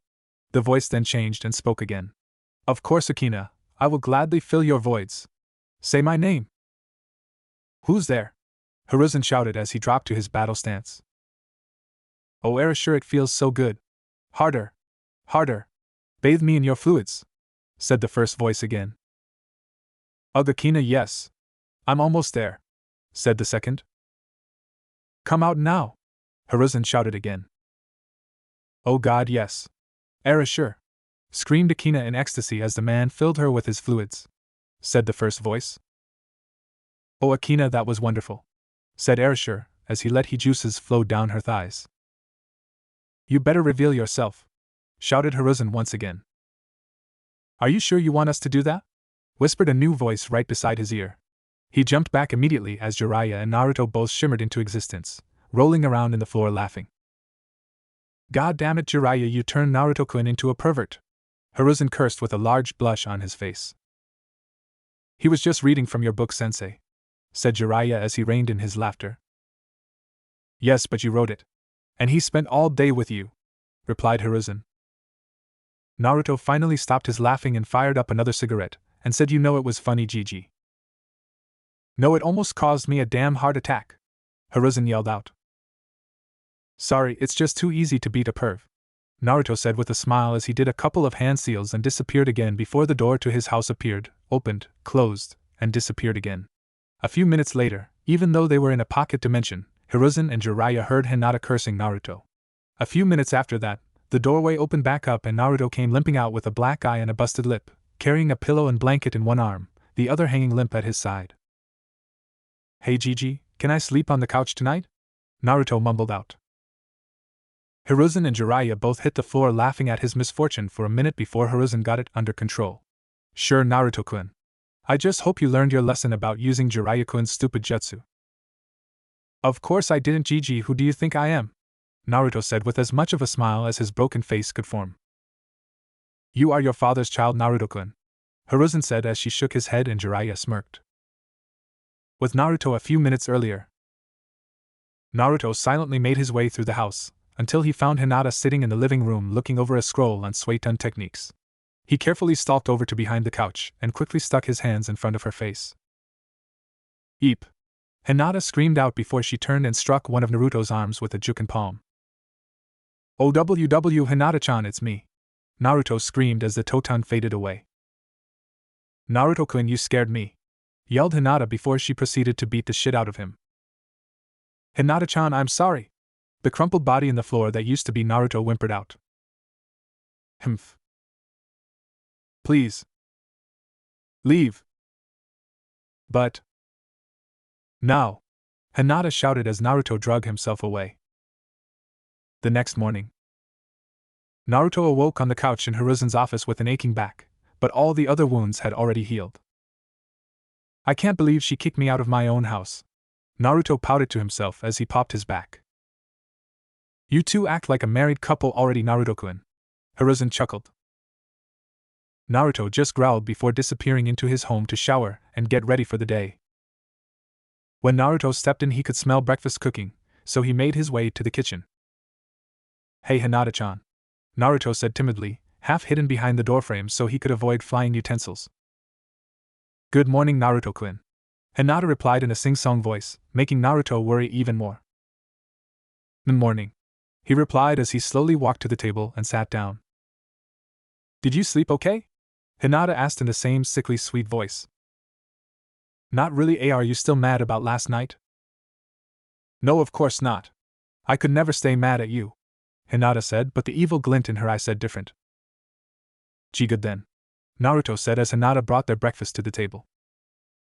They finished eating while making small talk. Once they were done, Naruto said, "Wow, Hinata-chan, that was delicious." What was an M? The evil glint in Hinata's eyes then grew to a sadistic expression over her whole face. "Oh, nothing really, just bacon and pancakes with chocolate chips and laxative." What did you say? Naruto said as his stomach churned and his face turned green. "I think you heard me," Hinata replied in the same tone she had used all morning. "Why?" Naruto screamed as he shunshed into the toilet, where he would remain for quite a while. "I win!" yelled Hinata with a big smile as she left the house. Several miserable hours later, Naruto finally stumbled away from the toilet with a newfound respect for the saying, "Hell hath no fury like a woman scorned." He took a quick shower and left his house, headed for Ichiraku's to replenish the nutrients that were oh so forcefully expelled from his body throughout the course of the day. He decided upon walking instead of shunshing due to the fact that he still felt a bit queasy. A few minutes into his walk, Naruto blindly turned a corner and bumped into someone, knocking several grocery bags out of her hands. Naruto quickly apologized and went to help her pick her things up when he noticed who it was, or rather she noticed who he was. "Naruto-kun. Hi, how are you? Sorry about bumping into you, I wasn't paying attention to where I was going," Ino said with an embarrassed smile. "Damn, I can't believe I just ran into him, he must hate me now." "No worries, Ino, I wasn't paying attention either, and I'm sorry for making you drop your things," Naruto replied. Ino's mind quickly went into overdrive, forming a devious plan once she realized that he wasn't mad at her. "Well, Naruto-kun," she said with a seductive smile, dragging out the kun for longer than normal. "If you really are sorry, you could take me for lunch after I drop these groceries off at home." Naruto, ever noble, and a bit unknowing, decided that since he was going to eat anyways it wouldn't be a problem if she came along. "Sure, Ino, that would be fine by me," Naruto said, unknowingly accepting her offer of a date. "Cool. Help me carry these home and then we can go," Ino half yelled, shoving several bags into Naruto's arms before grabbing his arm and running off with a large smile. Several minutes later found the pair at the Yamanaka flower shop standing in front of a large, blonde-haired man with a spiky flat top and a ponytail flowing down his back. "Hey daddy, I'm back," Ino yelled as she dragged Naruto to the counter where her father stood. "Hey sweetie, who's your boyfriend?" Inoichi asked, stressing the boyfriend before letting out a chuckle. "This is Naruto, he's not my boyfriend. Yet," Ino replied with a devious smile. "Well, nice to meet you, Naruto-san." "Likewise, Inoichi-sama," Naruto replied as Ino ran off to get ready for her date. That voice is familiar, he's far too young to be him though," Inoichi thought as reached out a hand to confirm his suspicions. Naruto, seeing the question in Inoichi's eyes, and knowing that he was once an ANBU himself, reached out and accepted Inoichi's handshake. Both parties shook hands like any normal greeting, or so it appeared. Once the two grasped each other's hands, they nondescriptly rubbed their pinky finger along the bottom of the other's hand. "I'll be damned, it is him." "Thank you," Inoichi said simply, but he knew Naruto would get the meaning. Naruto was about to reply when he noticed Ino walk around the corner and shoot the pair a questioning look. "Oh Ino, I was just thanking Naruto here for helping you bring home the groceries," Inoichi said, quickly trying to deter his daughter from prying. "That didn't sound like a thank you for helping with chores, thank you," Ino replied. "And why do you say that?" Inoichi asked, now getting nervous. "Because it sounded like a thanks for saving my daughter, thank you." Well, Inoichi started but was cut off by Naruto. "She knows already. We were forced to reveal ourselves on the mission." "I see, Ino, I trust that you will tell no one of this, right?" "Yes, Daddy, Naruto-kun already swore me to secrecy." "Naruto-kun I? Seems my little girl has the hots for him. At least she picked a good one," Inoichi thought with a smirk, but before he could tease them anymore, Ino interrupted. "Bye Daddy, Naruto-kun is taking me on a date," she shouted as she grabbed his hand and dragged him out the door. "Date?" Naruto said sheepishly. "Yes, silly, what did you think this was?" I don't know," Naruto said, causing Ino to sweat drop. Soon enough, the couple were at a barbecue joint near Ino's house. As they made to go inside, one of the waiters stopped them. "We don't serve your kind here. Would you like me to get him away from you, miss?" the man sneered. "What the hell is that about?" Ino wondered as the man made to grab Naruto. "Excuse me. What is your problem?" "We don't allow filth such as this in our establishment." "What has he ever Don't worry about it, Ino, let's just go somewhere else. Naruto cut in. No! That's not right that he would turn you away for nothing. It's fi. It is not for nothing. This child is a dead at this point. Ino suddenly disappeared to find herself in Naruto's arms, several blocks away from the restaurant. She blushed slightly at being held by him again before he sat her down. Thanks for sticking up for me, Ino-chan, but like I said, it's fine. We can go somewhere else. I have a feeling that his restaurant will be out of business soon anyways. Naruto said, not noticing the chan he placed at the end of Ino's name. Back at the barbecue place. It is not for nothing. This child is the waiter said before there was a poof of smoke. Once the smoke cleared, Ino was gone and the man's head was on the ground, with Kitsune standing above the body. Mentioning the Kyuubi is punishable by death, and your sentence was carried out as such, Kitsune said to the dead man before turning to the Anbu that now stood behind him. Please take him to the morgue, he violated the 9th law, he said before disappearing in a cloud of smoke. Naruto frowned at receiving the memories of his clone. He really hated having to kill people, but laws were laws, and no one was going to tread on him anymore. Ino, noticing his frown, spoke up. What's wrong, Naruto-kun? It's nothing. Is Ichiraku's okay with you? I'd like to avoid any more conflicts if possible. I'm sure I like ramen, Ino said with a half-hearted smile. She couldn't help but wonder why the man treated Naruto so badly. She filed it away as a thought for another time. She wouldn't let anything ruin her date with Naruto-kun. Naruto once more stood in front of Tora, the Anbu commander, in the dimly lit chamber of the Anbu auditorium, this time wearing his full uniform, minus the mask. To Tora's other side, Itachi was standing in the same garb as Naruto, but he was wearing his mask. Behind them slightly was Hiruzen, with a small smile on his face. Naruto knew why he was here, but he was still nervous about it. Hello everyone, I'm pleased to welcome you all here today for a passing of the torch ceremony, Tora said with more emotion than his voice usually portrayed. Today is a historical day for us all, as it gives birth to a new legend.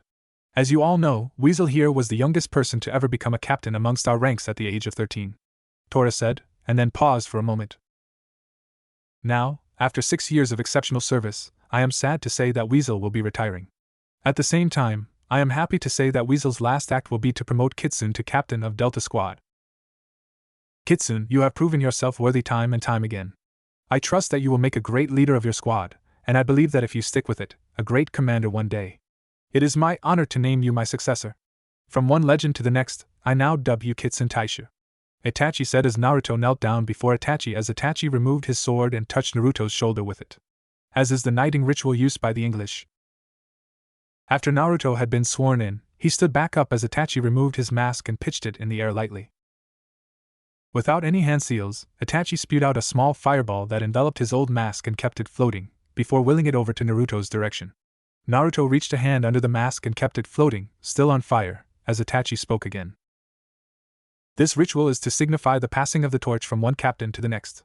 I present to you the youngest man to ever make ANBU captain of Delta Squad, Namikaze Naruto.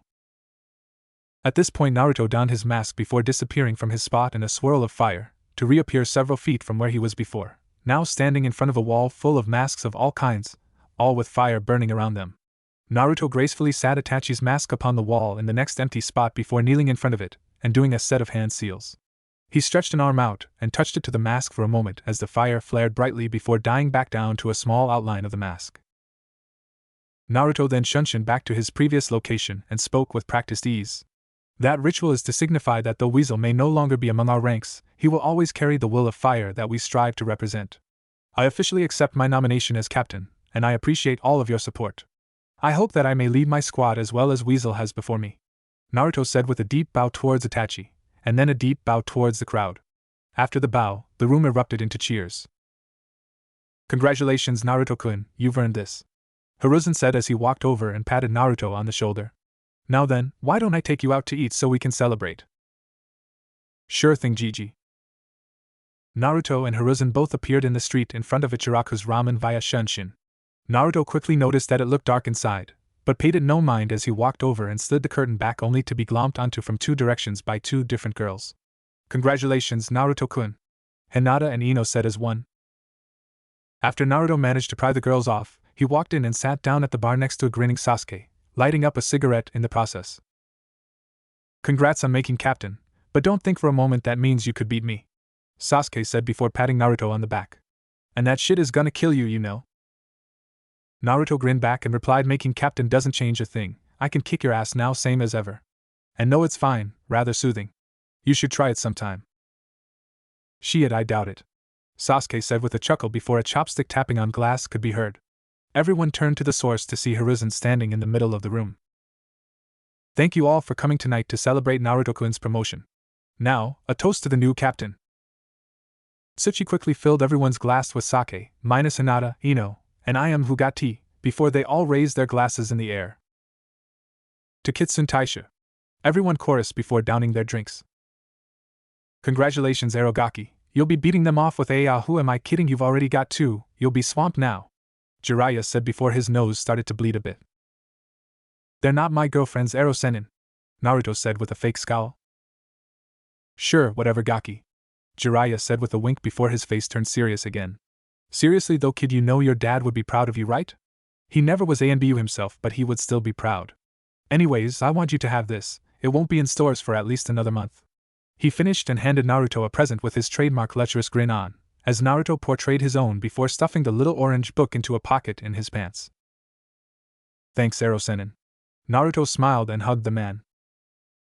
You're welcome, Aragaki. Use it well, Jiraiya replied with a wink before heading off to drink himself to oblivion. After that, the party went on for a while longer, with Jiraiya getting hammered and stumbling off to the red light district, Sasuke learning why 11-year-olds don't drink and getting carried home by Itachi, and Hiruzen leaving after warning Naruto that he needed to meet him at 8 in the morning, and finally Naruto and Hinata walked Ino home before going home to bed themselves. The next morning. Good morning, Naruto-kun, Hiruzen said as Naruto appeared in his office in a vortex of flames.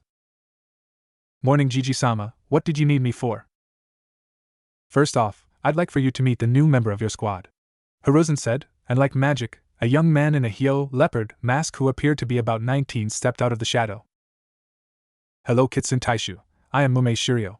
A/N, it means nameless fodder. Take that as you will, wink wink. Nice to meet you, Mume, it is an honor to have you on my squad, Naruto said as the two shook hands. Alright, Hyo, you may be dismissed, Hiruzen said as Mume disappeared in a swirl of leaves. After Mume was gone, Hiruzen did a few hand seals and the room glowed purple for a minute before the glow died out. Now then, I have your first mission as commander. It will be a hands mission, and if you are discovered, you will be labeled as traitors and executed as such. Do you accept? Hiruzen said with a stern voice. I do, Naruto said, now in mission mode. Hiruzen then went through some more hand seals and slammed his hand on his desk before Itachi appeared beside him in normal Konoha Jonin gear. Hokage-sama, Itachi said with a small bow. Itachi-kun, Naruto-kun has accepted the mission. Care to explain? Of course. The mission, simply put, will be to assassinate Danzo Shimura. We have substantial evidence that Danzo is a traitor to this village and has been working alongside Orochimaru. After the council meeting tonight, your team will follow him home, kill him, and leave no evidence behind. Do you understand? Hi, Naruto replied with no emotion. Inside, though, he was worried. This mission was big, and he had a new man on his squad that they had no experience with, not to mention that this would be his first mission as commander. Alright then, the meeting is at 1900 hours. Dismissed, Hiruzen said as he lifted the privacy seal and Naruto disappeared in a vortex of flames. Naruto reappeared at ANBU HQ and summoned his team to get some training in with the new guy. They spent the next 4 hours training, and Naruto wasn't particularly impressed with the man. He was good, that much was obvious since he is in ANBU, but he wasn't great. He didn't match up to the rest of his team, but then again Delta Squad is the envy of all the other squads, so that was a big shoe to fill. Naruto just hoped he would make it through tonight so he could be caught up to Delta standards. After the training, Naruto told his team to meet him at HQ at 1800 hours, and they all parted ways to rest up from their training. At 1800 hours sharp, Delta Squad appeared inside ANBU HQ in their various shunsins. Naruto spent the next hour briefing the team on their course of action, before they once more shunshined away to outside of the council chamber, where they simply stayed hidden and waited for Danzo to leave. Somewhere around an hour and a half later, the meeting was dismissed and the various council members departed for home. Naruto instantly activated his Sharingan, picking Danzo out of the crowd with no problem. Target in sight, Naruto whispered into his radio, receiving 3 short clicks as confirmation. Move out. Again receiving 3 clicks. The team spent the next 30 minutes hidden on the rooftops, in the trees, and in the shadows following the crippled bastard home. Finally, he arrived. Having no clue he was being followed, he simply nodded to the 2 root operatives that were hidden in the shadows by his gate before they quickly opened the gate to allow him passage. 2 by the gate, 1 on the roof, 1 by the front door, 1 by the back. I'll get the gate, Nico take the roof, Taka front, heel back. No sounds. Naruto whispered barely loud enough to hear through their radios, but received 3 confirmations. Move. As soon as Naruto was through speaking, he appeared behind the first gate guard and removed his head with a quick slash of his tanto. He caught the head and body, lowered them quietly to the ground, and repeated the process again for the other. At the same time, Yugao, Sasuke, and Mume all accomplished their own task before they all disappeared back to the shadows to be sure Danzo didn't notice their arrival. After a brief moment, Naruto was sure they were good and leapt away quickly, landing beside the back door of the large home. With a quick scan of the house with his Sharingan, he confirmed that Danzo was in the shower, and there were no seals anywhere to be concerned with. A bit too confident in his fake ANBU, isn't he? Naruto thought as he melted the door lock with a Katan Jutsu. The 4-man team quickly went in before Naruto performed a soundproof barrier around the entire house, and hid outside of Danzo's bedroom, waiting for him to come out. Several minutes later the man walked out of his bathroom and right past Naruto, who was waiting in the shadows. Without hesitating, Naruto pulled a kunai and plunged it deep into the base of Danzo's skull before the man fell to the ground and disappeared in a poof of smoke. Shit! Naruto yelled out as he narrowly avoided a blade of wind that smashed through the wall he was standing by. Danzo then stepped out through the hole in the wall and chuckled. So the weak old bastard is so scared of me that he sent a squad of ANBU to take me out. TSK. I may have been born at night, but it wasn't last night. You won't take me down so easily. Danzo said calmly before running through a set of one-handed seals before calling out Futon, Shinkajyoku. Vacuum spheres, and inhaling a deep breath and releasing it, sending several streams of razor-sharp wind towards Naruto. Naruto quickly did his own hand seals and called out Futon, de Tapa, as he blew out a large wall of wind that intercepted Danzo's attack, causing the hallway they stood in to explode outwards. Danzo once more began a set of hand seals, but never got to finish as he dodged a flame bullet from Sasuke. While Danzo was still in the air from the dodge, he was shocked as he caught a glimpse of a sword swinging towards him. Unable to dodge, the sword sliced into the side of his chest and through his heart, only stopping when it hit his spine. Yugao quickly kicked him off of her blade and backed away, preparing to burn the body, when his body shimmered a bit, and then disappeared. She was quite shocked, but played it off as a seal to prevent interrogation if captured, until Danzo appeared in front of her once again, with the bandages around his face and right arm missing, revealing a Mangekyo Sharingan in his right eye, and 2 fully matured Sharingan, and what appeared to be 8 closed eye sockets on the arm. Before she could even react, he kicked her through the wall and leapt back towards Naruto and Sasuke. Right as Danzo started moving towards them, Mume jumped in front of him and launched him through the wall and into what appeared to be a dojo. Mume quickly leapt through the hole and engaged Danzo in a taijutsu bout for a moment before he was overwhelmed and knocked back out of the way. Just as Mume got knocked away from Danzo, he heard a whistling noise before Sasuke called out Katan, Hozenka no Jutsu. And Naruto called out Futon Katan, Kajiarashi Rasengan. Firestorm Rasengan. Before Danzo could react, Naruto appeared in front of him with a Futon Rasengan in hand. As Naruto began to thrust the attack home, the small fireballs that Sasuke fired merged to the Rasengan and began to swirl around it while also increasing its size and intensity. Danzo didn't have a chance to dodge and Naruto's attack found home, driving deep into Danzo's chest before exploding out in a ball of fire, blowing the side of Danzo's chest out. Naruto leapt back, still on guard after seeing Danzo survive Yugao's attack. Sure enough, Danzo's body soon shimmered and disappeared, before reappearing in front of Naruto with 1 open Sharingan and 9 closed sockets on his arm. He quickly went through some hand seals and said Futon, de Tapa, as he released a gale force wind at Naruto, who was unable to dodge in time, and was rocketed back out into the hallway. Sasuke quickly leapt in while Danzo was distracted and launched a roundhouse kick at his head, but Danzo spun and blocked the kick before launching his own into Sasuke's rib cage, shooting him back towards the hall as well. Out of the blue, Yugao appeared and caught Sasuke before sitting him down, and the 2 flew back at Danzo. Sasuke went in first, going through hand seals before calling out Katan, Gokakyu no Jutsu, and blowing out a large stream of fire towards Danzo, who countered with a Daitapa that stalled the attack before it could reach him. It was then that Danzo felt a presence behind him and quickly pulled a kunai out and spun around just in time to block a downward slash from Yugao's katana, though he wasn't fast enough to avoid the two clones that appeared at both of his sides with upward slashes. Both clones successfully sliced up through his ribs and into his spine.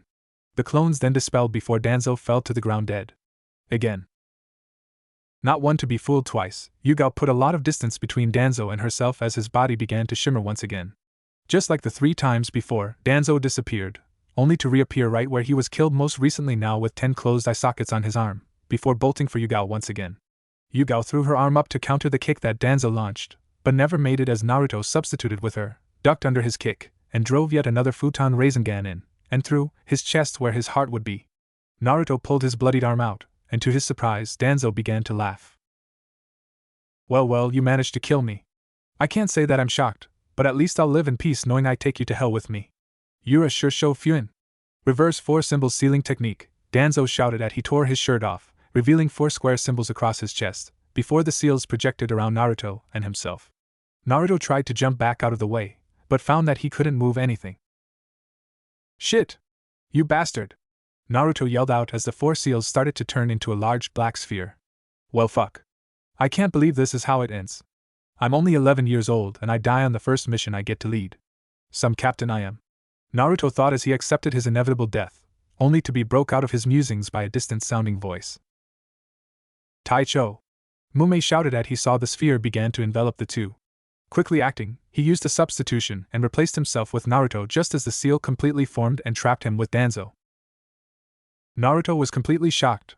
1 second he was watching his short life replay in his mind, the next he heard a distant voice and a weird pull on his body before he was outside the seal watching Mume die in his stead. And oh! Goddammit Heel, why would you do that? He shouted in rage as he transformed into his one-tailed chakra shroud and formed a futon, Rasengan in his right hand. He was gone in the blink of an eye, and reappeared beside the large, now solid black, sphere, driving his palm forward. Just as he was about to hit it, the seal glowed with a golden hue, turned back to black, and disappeared. Naruto, due to his momentum, flew through the spot that used to be the sphere and crashed into the wall. Once his demon-fueled futon Rasengan connected to the wall, it exploded outward in a large cyclone, blowing through the next 2 rooms and clear to the outside of the house. Naruto promptly fell to his knees and began to curse and slam his fist into the floor until he had broke through the flooring and was beating the foundation beneath. Sasuke then walked over and put a hand on his shoulder trying to comfort him. Calm down man, it's okay. That was what he wanted to do, he did it of his own free will. No goddammit, it's all my fault. I shouldn't have got caught in the first place. What the fuck kind of leader am I to allow my men to die on my first damn mission? Naruto shouted, his voice crackling from the tears he was releasing. It's okay Taicho, come on, we'll talk about this later, we need to go. Naruto then calmed himself down a bit, but the sadness was evident in his voice.